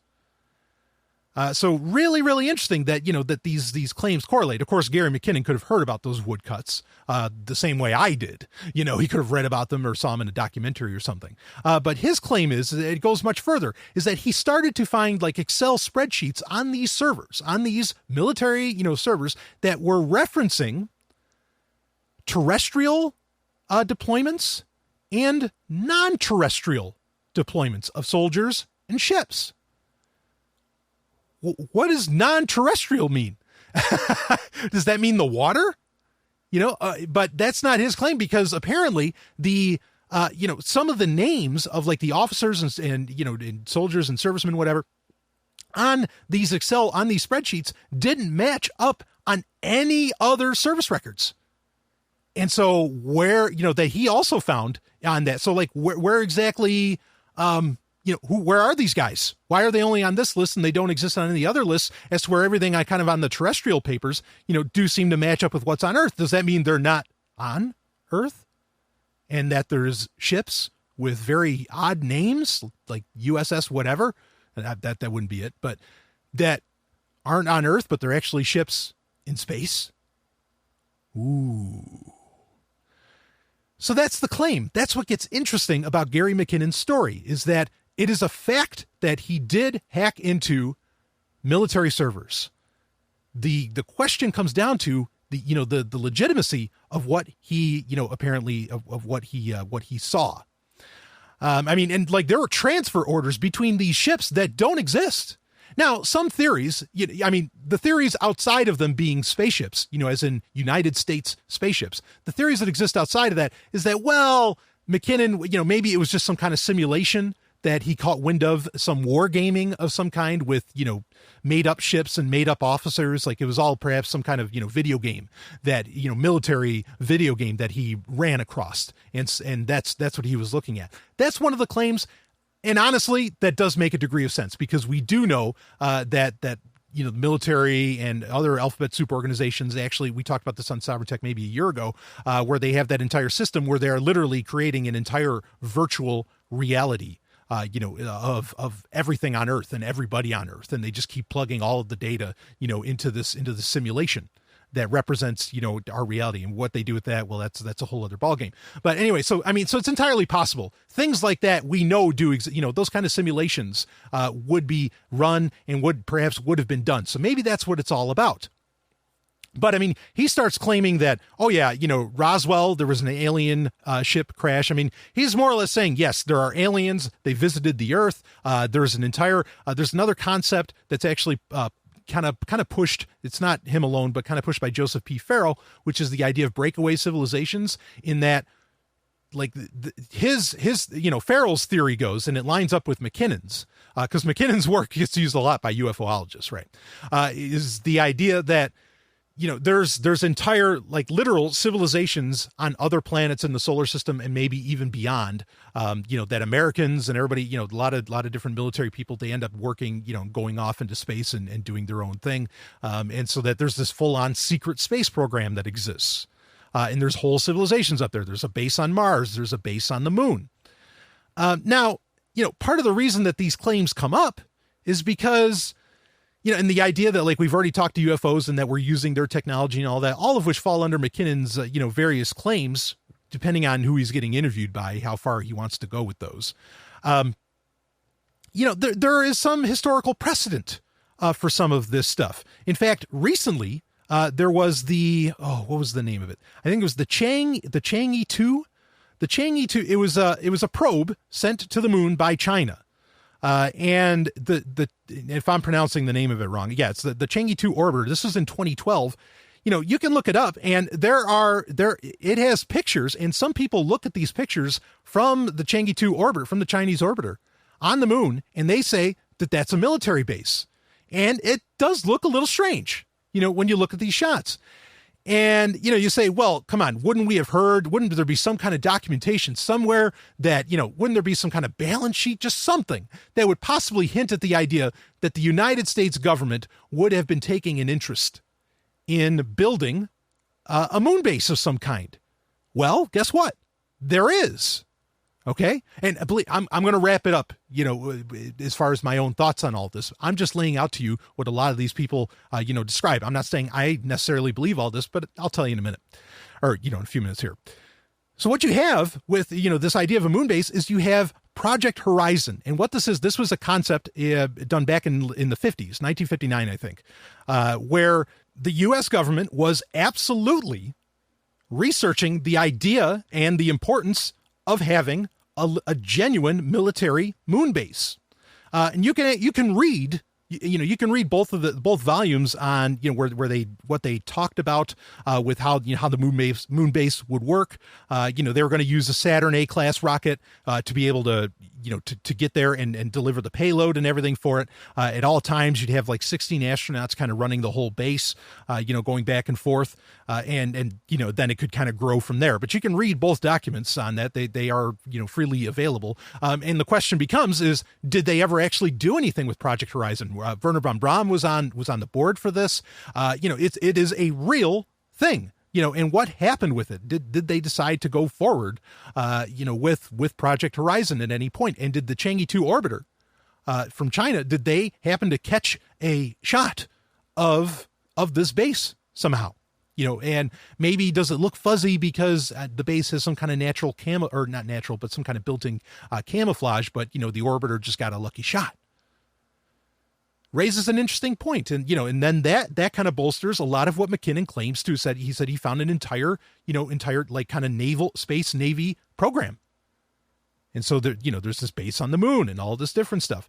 And now, but then to get into his claim about, there's alien technology and we've already talked to aliens and all this stuff. Now, some people say it's like, well, how are you going to prove that one? And wouldn't you think, wouldn't there be some kind of Project Horizon for this idea of, what happens if we encounter aliens? What do we do about that? Wouldn't there be some kind of government thing? Because there seems to be a government answer to just about anything, even if they have no fucking clue what they're talking about. They always write up something, they're like crazy people that write up all these goddamn stupid white papers, and that they write up, they do their own versions of that where, okay, well, what if this happens? Okay, we'll do this, and that's why they pay all these think tanks and you have the CFR, and all this different stuff, right? I'm not getting conspiratorial on you because anything I want to lay out to you is either something that has been claimed and documented and at least, is based off of something that actually did happen, or it is something that, that was actually written down that you can find within the government's own papers. And that leads us to, how does the government handle, say, when an alien, some extraterrestrial, they encounter some extraterrestrial force or extraterrestrial entity? Well, come to find out, there's a paper about that too. And some of this stuff I've mentioned on Sovereign Tech in the past, but I want to make a full picture here. There is the Brookings report from the 60s. And particularly 1961, this was brought before Congress and all that. And the Brookings report is, the full name for it, Proposed Studies on the Implications of Peaceful Space Activities for Human Affairs. So this whole report in the 60s is about So how are we going to do things when we get into space? Like, how's this all going to go down? What's going to happen? And the more interesting aspects of it, there's a lot of different aspects of it, but one of the more interesting ones is when it talks about what happens if you do encounter some kind of extraterrestrial entity. And here's what it says. I'm going to read it for you. Okay. Quote, from the Brookings report from a government document. While face-to-face meetings with it will not occur within the next 20 years, unless its technology is more advanced than ours, qualifying it to visit Earth, artifacts left at some point in time by these life forms might possibly be discovered through our space activities on the Moon, Mars, or Venus. Anthropological files contain many examples of societies sure of their place in the universe, which have disintegrated when they have had to associate with previously unfamiliar societies espousing different ideas and different life ways. Others that survived such an experience usually did so by paying the price of changes in values and attitudes and behavior. Since intelligent life might be discovered at any time via the radio telescope research presently underway, and since the consequences of such a discovery are presently unpredictable because of our limited knowledge of behavior under even an approximation of such dramatic circumstances, 2 research areas can be recommended. Continuing studies to determine emotional and intellectual understanding and attitudes and successive alterations of them, if any, regarding the possibility and consequences of discovering intelligent extraterrestrial life. Historical and empirical studies of the behavior of peoples and their leaders when confronted with dramatic and unfamiliar events or social pressures. Such studies might help to provide programs for meeting and adjusting to the implications of such a discovery. Okay, what they're touching on is the idea of predictive programming, where you in entertainment and other cultural narratives, you get people prepped for something really dramatic that you suddenly discovered. Reading on. Questions one might wish to answer by such studies would include: how might such information, under what circumstances, be presented to or withheld from the public? For what ends? What might the role of the discovering scientists and other decision makers regarding release of the fact of discovery? I mean, this goes on. There's tons here, and I want to there's Keith Woodard kind of did a write or kind of made it all very succinct and said.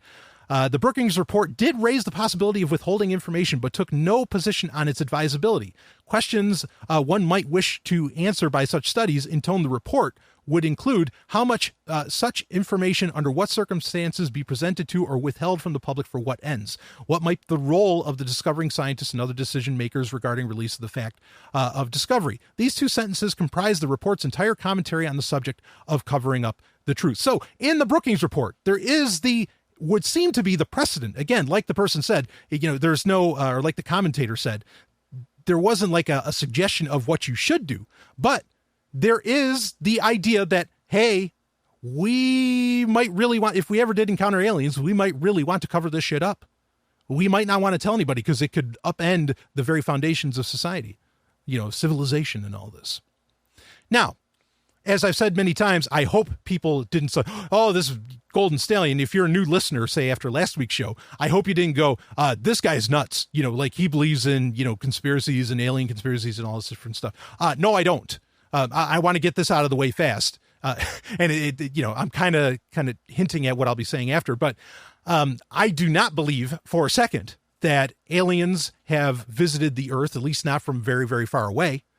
I do not, I just don't. In fact, I think there is I totally buy into the Fermi paradox that while sure, alien life must have happened somewhere else in the universe, where is it? We don't see it. And I think that the conditions that are required for their, for sapient, intelligent life to develop, I think are so extreme and so, crazy and so mathematically improbable that I think there are very few habitable planets in the entire universe. There's very few, or not just habitable. There's probably a lot of habitable planets, but there's very little intelligent life out there. That's where, like with the Drake equation, supposedly there's millions and billions of, alien races probably out there. No, I don't think so. Okay, so I'm not one of these, conspiracy guys in that way by any means. All right, I have a different tack on that. But, for people that look at what Gary McKinnon said, and said that we got this technology, free energy and all this different stuff from, crashed alien landings and all this stuff, and then to say, it's like, well, why would the government cover this stuff up? Well, here's in their own documentation with the Brookings report. Of course they would. or to say, it's like, well, don't you think there would have been some evidence that they were planning a moon base if there's some kind of moon base or if there's some kind of, space program out there? Well, according to Project Horizon, absolutely. Congress was totally listening to the idea of let's build us a moon base. And the best, quote unquote, the best scientists that we had were on board, as in Wernher von Braun. So there's evidence to kind of, there's some degree of evidence, there's some degree of precedent. Maybe not evidence is the right word, but there is some precedent that what Gary McKinnon was talking about, if he, if the idea is that non-terrestrial personnel and equipment and ships was referencing starships, that, yeah, there is some precedent that could be a thing. Now, there's other cases, too. There's Alternative 3, if you want to look into that. That was a kind of a hoax documentary from 1980 that claimed there was a Mars base, a joint Russian and American, Mars base in 1969. Okay, but, supposedly it was a setup, but some people say that it wasn't just a setup. It was, well, not controlled opposition, but it was getting that, I forget the term for that, but that it was kind of a psyop to get people, into throwing off, perhaps the evidence that did exist, maybe at the time, that there was this secret space program going on. So Gary, this all makes for a very interesting case is that, in fact, I think it flies in the face of a lot of the flat earth theorists. Governments were totally on board, with a lot of this stuff. Like the bulk of the conspiracies seem to lay out that it's not that space isn't real or that, the earth is actually flat and all this stuff. And those planets, there aren't actually other planets. Everything existence is just the earth, blah, blah, blah. It's not like that. But that they are, people have been to space. It's just that a lot of the, like the messed up pictures on the moon. It's like, oh, well, this picture looks photoshopped, or this looks like it was on a stage, or it was added in, or something was, whatever. That it wasn't actually that they were faking the moon landing. It's that they were hiding something that they found on the moon. And that's also in the Brookings report, that, we might find artifacts of something else out there. So, in this, again, the Brookings report came out before we were heading to the moon. This is 1961, compared to the late 60s. So, was the U.S. government planning on finding something? Were they expecting it? Because it's a very interesting conclusion to come to in the Brookings report. Or, a very interesting, like subject to even bring up. So as far as my take on the whole thing, is Gary McKinnon, like I said, well, he's mentally ill. So does that, invalidate everything that he's ever said? Is he mentally ill because of, the stresses of potentially getting thrown in jail for 70 years or however long, by the U.S. government and blah, blah, blah. Is that what made him mentally ill? Maybe. Did he find something? I'll lay this out for you. I am open. I think we're missing a lot of history on this planet. Forget about anywhere else in space. And I don't think, that I'm a huge believer in space travel, and I think we absolutely should be doing that. I don't think we're ever going to get further than our solar system. But there's a lot to do in our solar system. So let's get up there and let's get fucking doing it. Longtime listeners of Sovereign Tech know that about me. But I think, maybe I think there are pages of history that have long been lost. I'm going to be very broad on this. If you want me to talk about, if you're a new listener, you never heard me talk about this before, feel free to email me and maybe I'll go into it in some depth, in a future Sovereign Tech. But there are pages of history that have been lost. And perhaps some of those pages of history, and I use that term as an abstract, have been found again. And maybe there are technologies like anytime. This is long before I was, really like researched, looked into some of this stuff, or was even, interested in science and all this before. It was that, anytime I heard about a UFO, I'm like, nah, it's not aliens. It's probably just like some government secret plane. I don't think the idea that there's government secret planes, maybe even space planes, is that odd of an idea. Like you have the X-24 space plane program that ended the dinosaur as in DYNA, right? All these things are very legitimate. So I could believe that there are space planes and that there might be other different types of things that have been developed over the years maybe that's what McKinnon was stumbling upon, or that there are black operations of some kind, maybe just on Earth, that he stumbled upon, or maybe it all just was a video game. Maybe that's the deal. But there's a book some of it gets a little wacky. Well, it gets very wacky, but there's some interesting points in it. There's a book called Dark Mission by Mike Barra and Richard Hoagland, who's famous for The Face on Mars, which has more or less been debunked, due to new orbiter imagery around Mars. But it's called Dark Mission: The Secret History of NASA, and there's some really interesting stuff on that. And their claim is that yes, we went to the moon. These are full on conspiracy. You could say nuts if you want to. I don't mean any disrespect to anybody, but I'm just for the colloquialism. But their claim is that absolutely, humanity went to the moon, but when we went there, we found a bunch of shit and we hid it. That's why there's all these discrepancies in photography. That's why people stopped, manned missions to the moon have stopped, blah, blah, blah, all of this. And I'm a little more intrigued by that third option. There's always that third way, right? And I kind of wonder about that. When I'm saying that there's missing pages of history, yes, I am claiming perhaps there were advanced civilizations, human civilizations, not alien whatsoever, in the past, that we no longer have a record of. And where is all their stuff? Where did it all go? Well, maybe it went up. It's fascinating concepts, interesting things to think about. What Gary McKinnon found deserves exploration, consideration, and thought. Maybe it was all just a video game. I'm open to that. I don't think it was aliens. I'll tell you that much. I sure as hell don't think it was aliens. But maybe it all comes down to just some form of human ingenuity that he stumbled upon. It's fascinating to think about. That's for sure. Anyway, don't hesitate to go wild looking up Gary McKinnon. I'll be back with more. Hey, all right, another live read. I'm just going to be a few seconds. If you want to learn about some history stuff, I actually do dramatic performances with my own original music of a lot of ancient texts. I have a couple out there already. I have the Dream Stela of Tutmos IV. I'm going to be having the Epic of Gilgamesh coming out very soon. I've been planning on releasing that for a while. But I have the Descent of Ishtar. And you can grab all these. I want you to go to audiooftheancients.xyz. Audiooftheancients.xyz. Get your hands on a copy of these great albums. Or at least I think they're great. Anyway, let's get back to Sovryn Tech.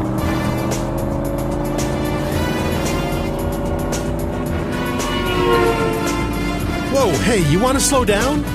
I don't do slow. I move fast. Okay, well, so you're French. Everyone in the future speaks French. Wait. The future? From 2099. Permanent Autonomous Zone, Osiris-1. You've been there. Oh, this isn't happening. It only thinks it's happening. How do I know you're from Osiris-1? RGP fingerprint Omega 746566666. Okay, you're legit. Hey, really, be careful. You drive like you're playing a video game. That is how you programmed me. Game Talk. It is time for Game Talk, where we talk video games and we break away from, we'll still have a little bit of fun stuff, but actually there's some very sad stories to talk about during Game Talk. Folks, with what I was just describing with the Gary McKinnon case, in some ways, I want to leave it to you. I'm not here to tell you what to think. I'm here to express what I think. But come to your own conclusions with a lot of that stuff. It's amazing. These claims are amazing. And some of some parts of these stories are absolutely legit. And even if you just look at those parts, there's a lot of questions to ask that don't have very good answers. Doesn't mean you have to go saying, you don't have to be, Tsoukalos. You don't have to be George Tsoukalos, saying aliens or anything, because I sure as hell will never say that. Or at least, anyway. But there's questions that deserve exploration and answers. So that's all I'm presenting to you here. But let's get into stuff that isn't questionable at all. Well, it's questionable, but there aren't any questions. They are fact. An interesting release this week, No Man's Sky. This is a game that a lot of people have been looking forward to, myself included. It finally came out. It got released on the PS4 earlier in the week, and it officially got released, I believe, yesterday. That would have been August 12th, 2016 for PC. And this is a game where, it's supposed to be very open world. It's like Minecraft in space with ships, and not in 8-bit. And you're supposed to be able to do whatever you want, go explore, do all this good stuff. It's popular amongst people that believe in simulation theory being that humanity and our entire existence, certainly isn't a flat earth. It's actually not even real. It's all just a simulation in some advanced species computer or something, right? And so No Man's Sky often gets, laid out as, okay, yeah, you can do this because in this game, it's so massive, that in 100 years, you couldn't even explore 4% of the procedurally generated universe that the game creates for itself. Not to address on that, I don't believe, I don't agree with simulation theory for very simple reasons. But regardless, No Man's Sky has kind of been a flop. Like it seems to, the reviews I'm hearing, I have not played it yet, but the reviews I'm hearing is that a lot of the stuff seems very rushed, are very basic. The game took years to make. It's a very small team, Hello World. But apparently it is, a lot of reviewers are not very impressed with what's going on. It's not that exciting of a game. Maybe it's not meant to be exciting. Some people take that tack and I can respect that completely. It's just a different style of game. But yeah, I'm not going to be rushing to play this, by any means. Now other things I would be rushing to play are games that have come out that I want to get to. But first off, this is kind of two-part. The Internet Archive. This part of the story is great. The Internet Archive, archive.org, the greatest site on the fucking internet. It absolutely is, or on the web, I should say. The internet is more than just the web. The archive.org now is hosting on they have emulation where you can play various DOS games and all this different stuff. Now they have 10,000 Amiga games available there. There's a link in the show notes for this for you to go check it out. Oh man, the Amiga. If you don't know about the Amiga 500, all of which are sequels to, one of my favorite computers of all time and the first one I ever really remember messing with, the Commodore 64, man, I put links in the appendix where you can read. Ars Technica did a great history of the Amiga, and you can read all about that. It's just a fascinating subject. If you want to go knee deep, I also put in links for for Amiga Forever, which is a project to do perfect emulation of the Amiga systems. You can go to AmigaForever.com. You can also go to C64 Forever if you want to do the Commodore 64 version of that. All of that's in the appendix of the show notes to be able to do it, but you can play 10,000 games right in your web browser at archive.org. Again, link in the show notes for that. Admittedly, some of the classics like Wings and some others are not there. And also a lot of those 10,000 games, or at least a good chunk of them, are just like demos. They're not the full-on games, but the King's Quest games are there. I mean, there's a bunch of real beauties that you could get on board with and play that I think are just wonderful, wonderful games. The Amiga, Commodore, the Atari computers, the Commodore, computers, VIC-20, all that, the Amiga systems were such brilliance. In fact, Jay Miner, who, if you've never heard of Jay Miner before, that's a history to look into. This guy worked for Atari, and worked for Amiga, worked for Commodore and Amiga, all that. And he designed a lot of these great machines that were really the progenitors to everything you do on computing today. Just, maybe each device kind of did a little something different. And it showed just how important gaming, brought forward a lot of the, a lot of the UI, a lot of the UX that people expect in computers today. And the Amiga was certainly a huge part of that. All of Jay Miner's work was a big part of that. Look into him, man, what a story. Just a hell of a guy. Brilliant. But anyway, so you can play those. But now last week, I believe it was, I told you about how also at archive.org, there were hundreds of issues of Nintendo, or at least over 100 issues of Nintendo Power made freely available for you to go read. And they were beautiful to read. Nintendo has requested that they be taken down, and archive.org has taken down those issues of Nintendo Power. That is no longer possible, unfortunately. I mean, you're gaining an incredible library from Amiga of games, so that's a great thing. But it is pretty sad that all of that was taken down. But it's been a hell of a week for Nintendo with takedowns, and that's kind of our main thing for Game Talk this week. They also took down a Metroid game. It was a fan-made game, which there's a lot of these for a lot of different classics. But this was a remake, a fan remake called AM2R, and that stands for Another Metroid 2 Remake, because there's been a few of them. But this one is beautiful. It's so fucking good. AM2R is this gorgeous. Metroid 2 originally, of course, came out for the Game Boy. It has never been really re-released. The only way you've been able to play it was through emulation, or maybe if you had the Super Game Boy cartridge for Super Nintendo, and you could add a little color to it or something. It is it's a fun game because it's really like playing the original Metroid from 87, just with a bunch more levels. It is a really well done game. It sold along with Tetris, it sold a lot of Game Boys back in the day because it was that great of a game. And Nintendo had it taken down like within a couple days after it was, released. And so the only way you can get your hands on it right now is through torrenting. Now, Nintendo's reasons for both takedowns of AM2R, of the Metroid 2 remake, and of all the Nintendo Power issues is, quote, the unapproved use of Nintendo's intellectual property can weaken our ability to protect and preserve it, or to possibly use it for new projects. Excrement, in my opinion. That is all horseshit reasoning. They are worried that they're not going to be able to make as much money off of it. They are probably also worried about the fact that somebody might make a better version of the game. I mean, it all does come down to money. Now with Nintendo, I think things are a little different. Anybody willing to lay down money on Nintendo isn't going to care what some fanboy does, or what some fan does as far as a remake or as far as releasing Nintendo Power. Whatever Nintendo comes out with, they will buy. All right. Like Nintendo knows that, okay, that they are absolutely a cult company. And I don't mean that really as an insult. I will happily insult them over being so heinous over their IP. And they've been this way for a long time. In the late 90s, there was the start of the emulation scene where people could play Nintendo, NES games and Super Nintendo games. And of course, not just Nintendo, but also Genesis and others on their PCs. There was the very famous site, I think it was ihor.com or something like that, or ihor.org. It was the International House of ROMs. That's what IHOR stands for, IHOR. And ROMs is, that's the digital version of the cartridge. They took that down in a heartbeat. I mean, you'd think they'd learn by now that they just can't stop these things. But it's such a pity what they're not paying attention to. And it's so sad because what they should really be doing, and I have one more game I want to get to, what they should really be doing is saying, oh, there's a market for this. People want this stuff. They should be hiring the people making these remakes. I mean, because like I said, AM2R is a gorgeous fucking game. It's one of the best Metroid games you can play, in my opinion. I've played them all. Man. So they should be getting on top of it. They should see the market signals for this.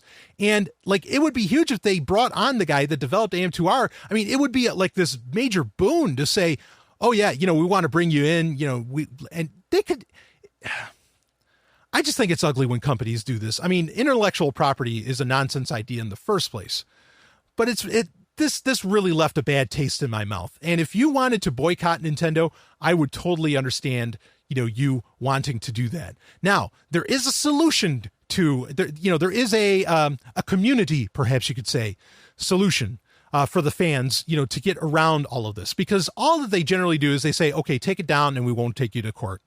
They don't just lay out the lawsuits and say, all right, fuck you, you did this, we'll see you in court, buddy. I'm not saying that what they're doing is okay. I am not saying that at all. I'm just saying it could be worse. But there's a very simple solution to this, and it's interesting. And the solution is peer-to-peer. Not what you're thinking, though, because some people are already looking for AM2R and perhaps the issues in Nintendo Power on torrent sites. The solution comes from a game, and I think they thought this out ahead of time. Maybe I can get these guys on for an interview. But there is a Pokemon game released this week as well. Not Pokemon Go, but I'll tell you, in my own opinion, it delivers more of what I want out of Pokemon. So I kind of find it to be, it offers more for me than Pokemon Go does. So I've been checking out the crap out of this. And it's called Pokemon Uranium. Now, I put a link in the show notes to the Twitter account for these guys, because that's where you're going to want to follow them.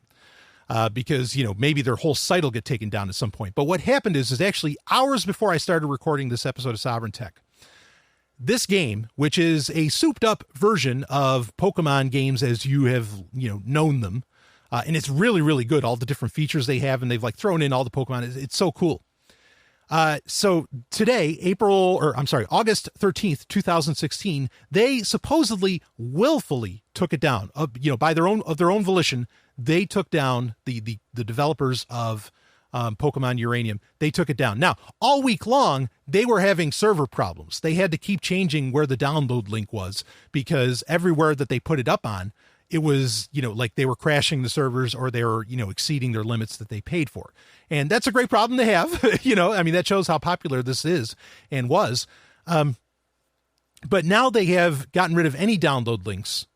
And they said it wasn't, they have claimed on their Twitter account that it was not because Nintendo came after them. They claimed that, they did it for their own reasons. They're not giving very good reasons at all. Maybe, there's a chance that it was just cost prohibitive because it was so popular.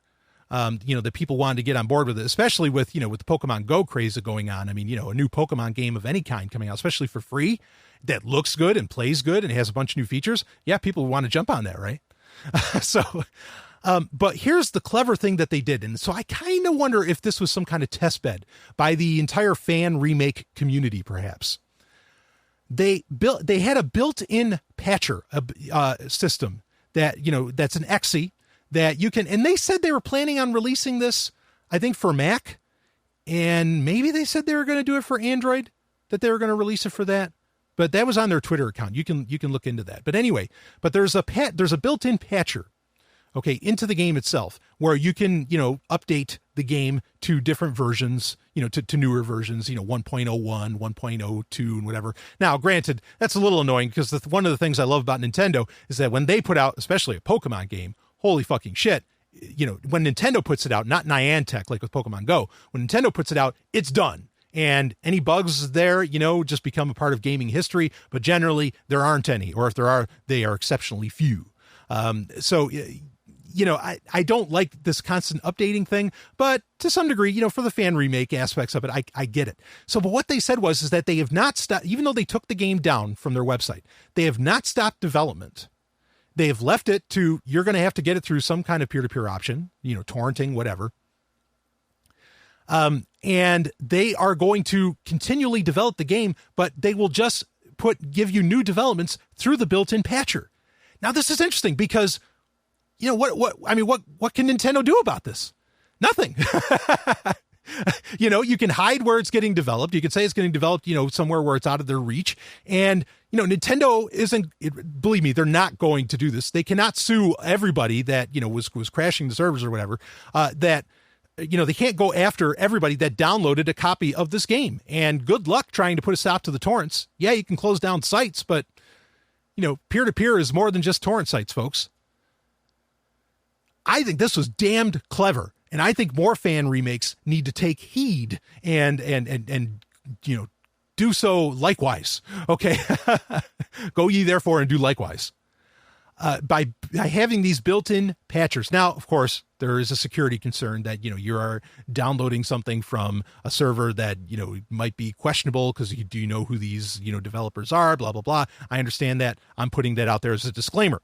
Okay, but if you love the game, and I love Pokemon, the Uranium version of Pokemon, this is great. I'm good. I have a copy of it, and I'll be getting, updates all the time. Now, the main moral of the story here is that any time an announcement about these remakes come out, say Polygon talks about them, or whatever website, I don't know, Kotaku or something talks about it, you better go download them quick.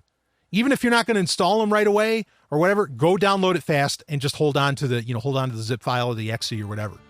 That way you have it. Okay?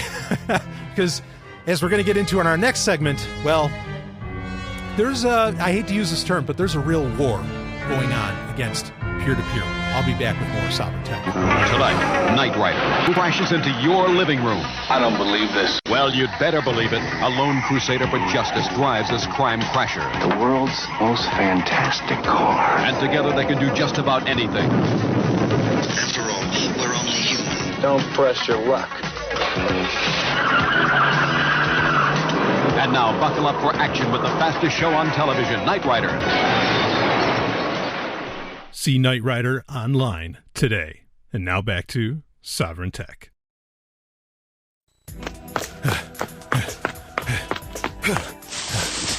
Pixel says it should be this panel. We need to hack into the control center to shut down all of those assassin bots. Well, you're the android. Can't you just jack in? Oui, but the way I connect is more like a jack off. Was that a joke? Hacking is no joke. Directly connecting certainly beats doing it with the keyboard. You're notorious for your love of cyber sex. Okay, now that was a joke. Just get hacking. A quick hack solves everything. HackSec. It is time for HackSec, where we talk issues of hackers and security. And boy, I can recommend it absolutely. If you can get your hands on Pokemon Uranium version, do so. It does kind of throw up into question whether or not there will be a Mac version, even though I love that clever, patcher idea. Not that that's like new for other software, but I think for this style of game, that is a very new, or, for this genre, I think that's a really clever idea, as far as fan made, IP ridden games. But anyway, I said that there's a war going on against sort of peer-to-peer and really torrenting and file sharing and all of that. I don't like to use that term, but I'm not exactly sure how else to describe it. I'm going to read to you some headlines from this week. I'm just going to read you some headlines. We've talked for a couple of weeks now about Artem Vallon, of course, with KickAssTorrents, him getting extradited to the U.S. from Poland, and the Polish government arresting him, no problem. I mean, they, just on the whims of the U.S., unbelievable. Things have really been crazy since then. So we already have KickAssTorrents, which is the largest, really it was the king of the roost. I mean, it was the top of the heap as far as torrent sites go. And now it is gone. But I want to read you some other headlines just from this week, from past maybe week and a half. Court, uploaded.net failed to prevent piracy, faces damages. What that's about is there's uploaded.net, which is kind of like a media fire. Has, according to German courts, they're going to have to start paying stuff out. It could end up being in the millions. That uploaded.net is going to be in trouble. And they're not just for, explicitly file sharing. I mean, or, at least that's not even torrents. That's more just file sharing in general. It's more of a media fire, cloud service. But they're in trouble. Let's see. Next one. Rights Corp threatens every ISP in the United States. And now this is talking about what are they threatening with? Because BMG, the music company, they just won a case in the U.S. to get paid damages of $25 million from Cox Communications. Because BMG's claim is that Cox isn't doing anything. Their claim is that Cox is being a bunch of cocks by not doing something about pirated music and whatever else. And the U.S. court said, yes, Cox, you are totally liable. When really the only cocks here are BMG and not that Cox is a great company, but BMG and of course, the U.S. legal system. It's just crazy. Now, Rights Corp, if you don't know who they are an entire company built around, they make web crawlers and all that, which as far as how viable these things actually are that they lay out, that's up to debate, I think. But they have web crawlers that are just constantly checking, torrent sites for copyright violation, for copyright violators. And I mean, this is really crazy. And I don't know that Cox is necessarily the good guy in all this. I think this is really, Cox is happy to pay out $25 million if this court case against BMG could really get used to pass the buck, as it were, onto Cox subscribers and users of their ISP service to say, well, look, we have to put in, bandwidth limits. We're going to have to charge you for bandwidth because, we're losing out on this 25 million. And this will prove that, and they'll think that putting out these bandwidth limits, limitations on price will stop pirates perhaps from downloading so many terabytes and upon terabytes of data and everything, every month. So I think that there's really something behind that. But the bottom line is that because BMG won against Cox, Rights Corp is, getting saucy now, thinking, oh, we can start going after the ISPs, and then, even though we have such a hard time going after the actual downloaders and uploaders of the content. But even then, there's other aspects of this that are getting shut down. PIPQ, I don't know if that's how you pronounce it, but that's the Britain's police intellectual property unit. It's unbelievable that there's an intellectual property unit in any police force. Talk about victimless fucking crimes. And I mean that. Okay. Wow. Anyway, they did a raid, and there's not a whole lot of information on this, but PipQ had raided at least a couple pirate TV streaming operations. There was 3 arrested, 3 people arrested in the case, but these sites, whatever they were, no one's exactly clear what they are, but apparently whatever it is has been shut down. But people have been arrested over the streaming, video options of pirated content or whatever. Maybe it's like showing. I know some of the case that is known is that they were showing off content from various BBC channels, which generally, as I understand it in Britain, you have to pay a kind of a tax for, to be able, you have to pay a tax on your TV, right, alone. So that was, and that's how the BBC is funded, right? Apparently. So, that was getting cracked down. Even streaming sites were getting cracked down. This is all this week. Everything I'm telling you has been in the past 7 to 10 days. The next one, Russia plans social media piracy crackdown. What's that about? Well, there's the Facebook of the East called VK. That's VK.com. I don't recommend using it, even though it used to be run by an anarchist. That being Pavel Durov. But VK, a popular thing that people do on there is they upload entire songs, quote unquote copyrighted material. Again, folks, I think IP is bullshit. I think, intellectual property is a nonsense idea.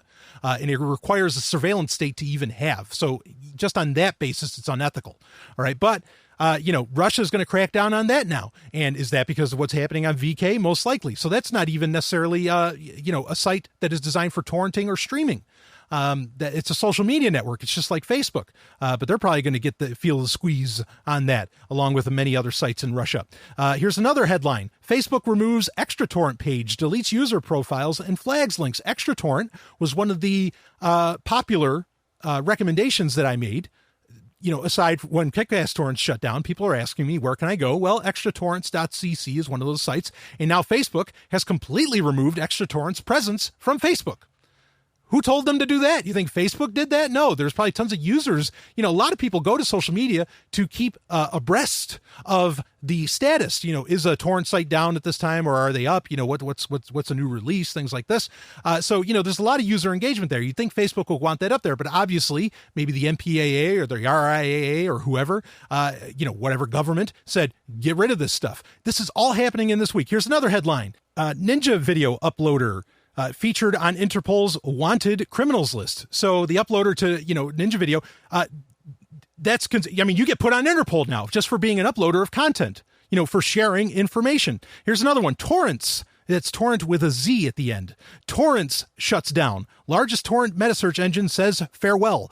Torrents was one of those ones that I recommended when KickAssTorrents went down. And it's a meta search engine. They don't even host the magnet links for you to get access to torrents. They just told they just searched all the different torrent sites and you can go after it. They shut down, and they'd been in operation since 2003. Holy shit. So, but they've been totally, the MPAA, the Motion Picture Association of America, and the RIAA, which is the record version of that, the music industry version of that, they have this out-of-cycle review of notorious markets. Okay, and this is like the list. If you're on this list, you must be doing something right. And I mean that seriously. You are doing something right. And Satan bless you. Okay. Torrents had been on that, many, many times on notorious markets. Now, suddenly they shut down after KickAssTorrents. Here's another one. This one's very concerning. Brein, that's BREIN, that's a Dutch anti-piracy group, settles in court with prolific Usenet uploader for 15,000 euros. That's a lot of money. Okay, and that's unique because they went after Usenet, which that was another thing I recommended when KickAssTorrents went down, was run to Usenet. They're not going to go after it. I was wrong. At least in Denmark, or in parts of Europe, they are absolutely going after Usenet uploaders. This is a concern. Here's the next one. KickAssTorrents. Anyway, that's all the headlines. That's enough headlines. All of that. All of these site shutdowns, all of these court cases coming to an end or heating up and starting up inside of like 10 days after KickAssTorrents goes down. This is a shitstorm. I'm not going to sugarcoat it. This is a huge problem. In fact, another one, KickAssTorrents.website. That was one of the recommendations that I made for, where you could find a mirror of everything that was on KickAssTorrents. Shut down. And a lot of the other mirrors, I wouldn't trust them. Right now, my only recommendation is the Pirate Bay and demonoid.pw. And I still think Usenet is worth going after. Again, most of the legality falls around the uploader, not the downloader. If you were just downloading, they're like you're kind of in the okay through various legal loopholes today. But if you're an uploader, there's some issues there. But this is crazy. And it is so apropos that MaidSafe announces their alpha of the Safe Network this week, because that's something. Good fucking luck trying to get us on there, baby. At least that's my hope. ZeroNet is out there. There's a lot of alternative technologies coming out there that people need to look into. In fact, even one of the original founders of the Pirate Bay was saying he really wants the Pirate Bay to just shut down, to just end it. It's over. It's a shell of what it used to be. He said, torrenters, file sharing needs to go to the next level. They need to start innovating again and, using services that are far beyond what existed 10 years ago. I don't have a problem with things that existed 10 years ago, but I get the point. Is that there needs to be, there needs to be advancement in file sharing. There's RetroShare. I'm a huge fan of RetroShare. I've been on board with that for a long, long time. That's a technology that I think needs to be looked at. Okay, so we have the MaidSafe Alpha coming out. So, I mean, that's still going to be a little while probably before we're into beta and doing a whole lot of stuff and even getting out of beta. And that's fine. There's ZeroNet, which you could try, check out, start using. There's RetroShare, which I think is fully ready, for some kind of file sharing, but you kind of have to create your own little circle, to be able to do that.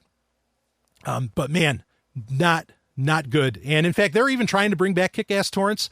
Mr. Gunnar, who's one of the major site admins there, were doing a GoFundMe, and that GoFundMe disappeared the other day. So, I mean, even the attempts to revive KickAssTorrents, and I put the link in the show notes. There's like the community aspect of KickAssTorrents, which was a powerful aspect of it, the forums have been put back up, and that's at tcrn.ch. That's the web address. You can find it for episode 188 of Sovryn Tech if you want to check that out. But I mean, it's not good. It's not, understand, they're not going to stop this thing.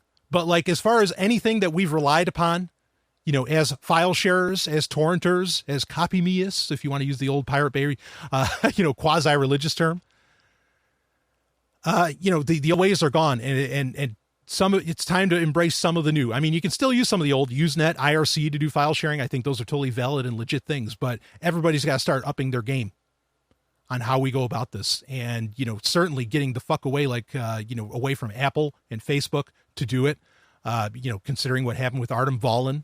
If again, he's the alleged runner, if he was the runner. I mean, and if he's not the alleged runner, the case is 10 times worse. It's just as bad anyway. Things have got to change. New technologies need to be developed, and people need to start buttoning up their suits, as it were, because they're coming after everybody. The reviews are in, and Babylon 5's a winner. The New York Daily News says Babylon 5 could make Star Wars look like a walk in the park. The Chicago Sun-Times calls it a welcome addition to the sci-fi universe. Impressive, perfectly scaled for TV, raves the LA Times. And the Kansas City Star says Babylon 5 is one space station you're likely to want to visit frequently. See for yourself what everyone's talking about on Babylon 5. Babylon 5 is available for download on your favorite torrent site. See it now to experience the greatest show in television history. Babylon 5.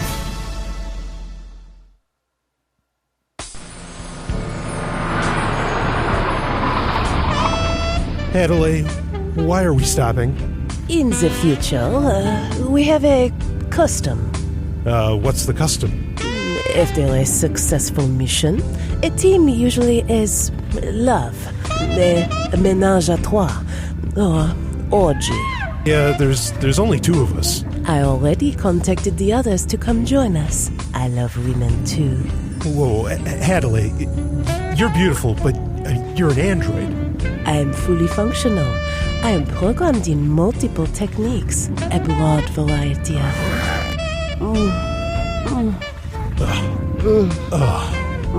Wow, I guess so. You did say you move fast.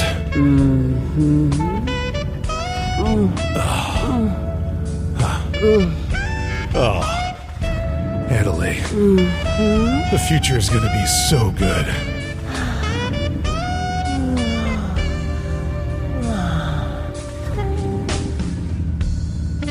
The climax. It is It's time for the climax where, woo, baby, I can talk about whatever I want to talk about. And you know, I can't leave the show on such a sour note. Again, the real message is hope. It's just, we've got to do something. Okay. Anybody that's interested in file sharing and torrenting and all of that, you know, in that whole, you know, file sharing culture and peer-to-peer culture, we've got to do something. We got to start using these new, you know, these new developments or go back to the old ones that aren't being watched so much or whatever. Okay. It's a call to action if you're interested in that. If you're not, well, don't worry about it. But I'm not going to leave it on a sour note. And just to make it even more appropriate, more appurtenant, as they say, I want to talk about during the climax here, and we're running long. I'm sure, you know, my affiliates already figured that out. But I want to talk about a movie that I downloaded that is not out on home video yet. And, well, I mean, I had it before it left theaters, but I finally got around to checking it out. And the movie is Warcraft. And, oh, yes, I might have briefly mentioned, you know, kind of how I felt about it and, you know, that it was a little lackluster and all that. And that's still true. The movie was a little lackluster. Came out in May 2016 of this year. And it is based around, of course, the very popular Blizzard Entertainment or Activision, video game series, which I've been playing forever. Like I even played Warcraft 1, Warcraft 2. Oh boy. Warcraft 2, as far as hours played, might be the game I've spent the most. No, SmackDown 2 probably takes that title, but it's pretty close. It's one of the games I've spent the most amount of time playing. It is such a fun game, including its expansion pack, Dark Portal. Was just awesome. And the movie itself, you know, and I play Warcraft 3 to death, Frozen Throne. It's one of the greatest games ever made, regardless of platform. It should be in people's top 10. It is so good. I even considered it better than StarCraft 1, and that's saying something. I played World of Warcraft for a little while as well, for a few months, and then I realized, oh, no, I don't like where this is taking my life. So I stopped. It's fine if people want to play it. It's a different way of living. It's a different lifestyle. You know, do it, whatever. It's not for me. So I'm a big fan of the entire franchise. I read the comics, read the books, all of that good stuff. I absolutely love it. Been an integral part of my, of my personal evolution, I guess you could say, through life, or at least has been a part of, my going through the years. Anyway. So the movie, let's get to it. The movie made by Duncan Jones, who I actually like as a director. I thought Moon is a phenomenal film. Just top notch. If you want a great science fiction film that amazingly all gets done by, really one actor, Sam Rockwell. I mean, there's other people, briefly in it, but he carries the whole thing. That is the movie to see. I mean, it's got such a great feeling, very 2001, very Star Trek the Motion Picture feel to it. But has some genuine comedy in it and just has a great hook. It's an awesome movie. So I like Duncan Jones. Of course, he's also the son of the late great David Bowie. Rest in peace. And Duncan Jones, I like his style. I like what he can do. Unfortunately, this movie probably isn't going to bode well for his career. Now, should that really matter in the grand scheme of things? No, because, even Ridley Scott has made some bombs here and there, or some things at least that I don't enjoy. But Warcraft, and I'm only going to give you one spoiler alert if you haven't seen it yet, because I recognize it's still not out in home video in the States. Yeah, there you have it, because I might break into that. I thought, overall, so I can love a movie for being for style, like without substance. I can really enjoy that. And this movie had style in spades. I enjoyed seeing a lot of the different characters and, just seeing Azeroth, and all the orcs and everything, seeing all of that finally come to life and the effects were phenomenal in this. I think, and the orcs, I thought they looked pretty good. Well, I can't picture them looking much better. I really can't. I thought all that was just fantastic, and it was so cool to really see. And I mean, Duncan Jones, to his credit, because he also co-wrote the movie, really paid attention to a lot of fan service, a lot of the details from the games, not just World of Warcraft. I mean, there's a lot of Warcraft 1, Warcraft 2. In fact, this largely takes place kind of pre-Warcraft 1, leads into Warcraft 1 a bit, whatever, where you're dealing with the birth of Thrall. That's kind of what the whole movie, really kind of sets up. And Thrall, of course, is the famous enemy / ally at times, for the Alliance, for the human Alliance. My only, I think, so I have a couple complaints about this. First off, they had Garona in it. Garona, of course, is the half orc, half whatever version of Warcraft you're listening to. In this case, she was explicitly, I think, half human. And she looked, pretty good. They did that obviously to have a sexy female character. I don't think there's any debate on that. But in the actual Warcraft canon, she's half Draenei. And that was one of the things that I missed in this is I love the Draenei, especially in World of Warcraft, where, they're like, it's kind of as a science fiction element where they have starships and they have this crashed starship and all that. And, on the west side, that I think is really cool. So they really dropped the ball on not having her be half Draenei for one. But also you do see the Draenei briefly, on the orc homeworld on Draenor. But you don't really get the Draenei, with their big crystalline hammers and all this stuff, and a lot of their high tech, abilities. You don't get all that, which I understand why. I'm just saying that my overall concern is that not that the presentation was bad. Some of the acting choices I think were rough. Some of the jokes didn't hit right, but that this sort of proves, because they started really at the beginning in many ways. They start with, the birth of Thrall and how all that, that backstory.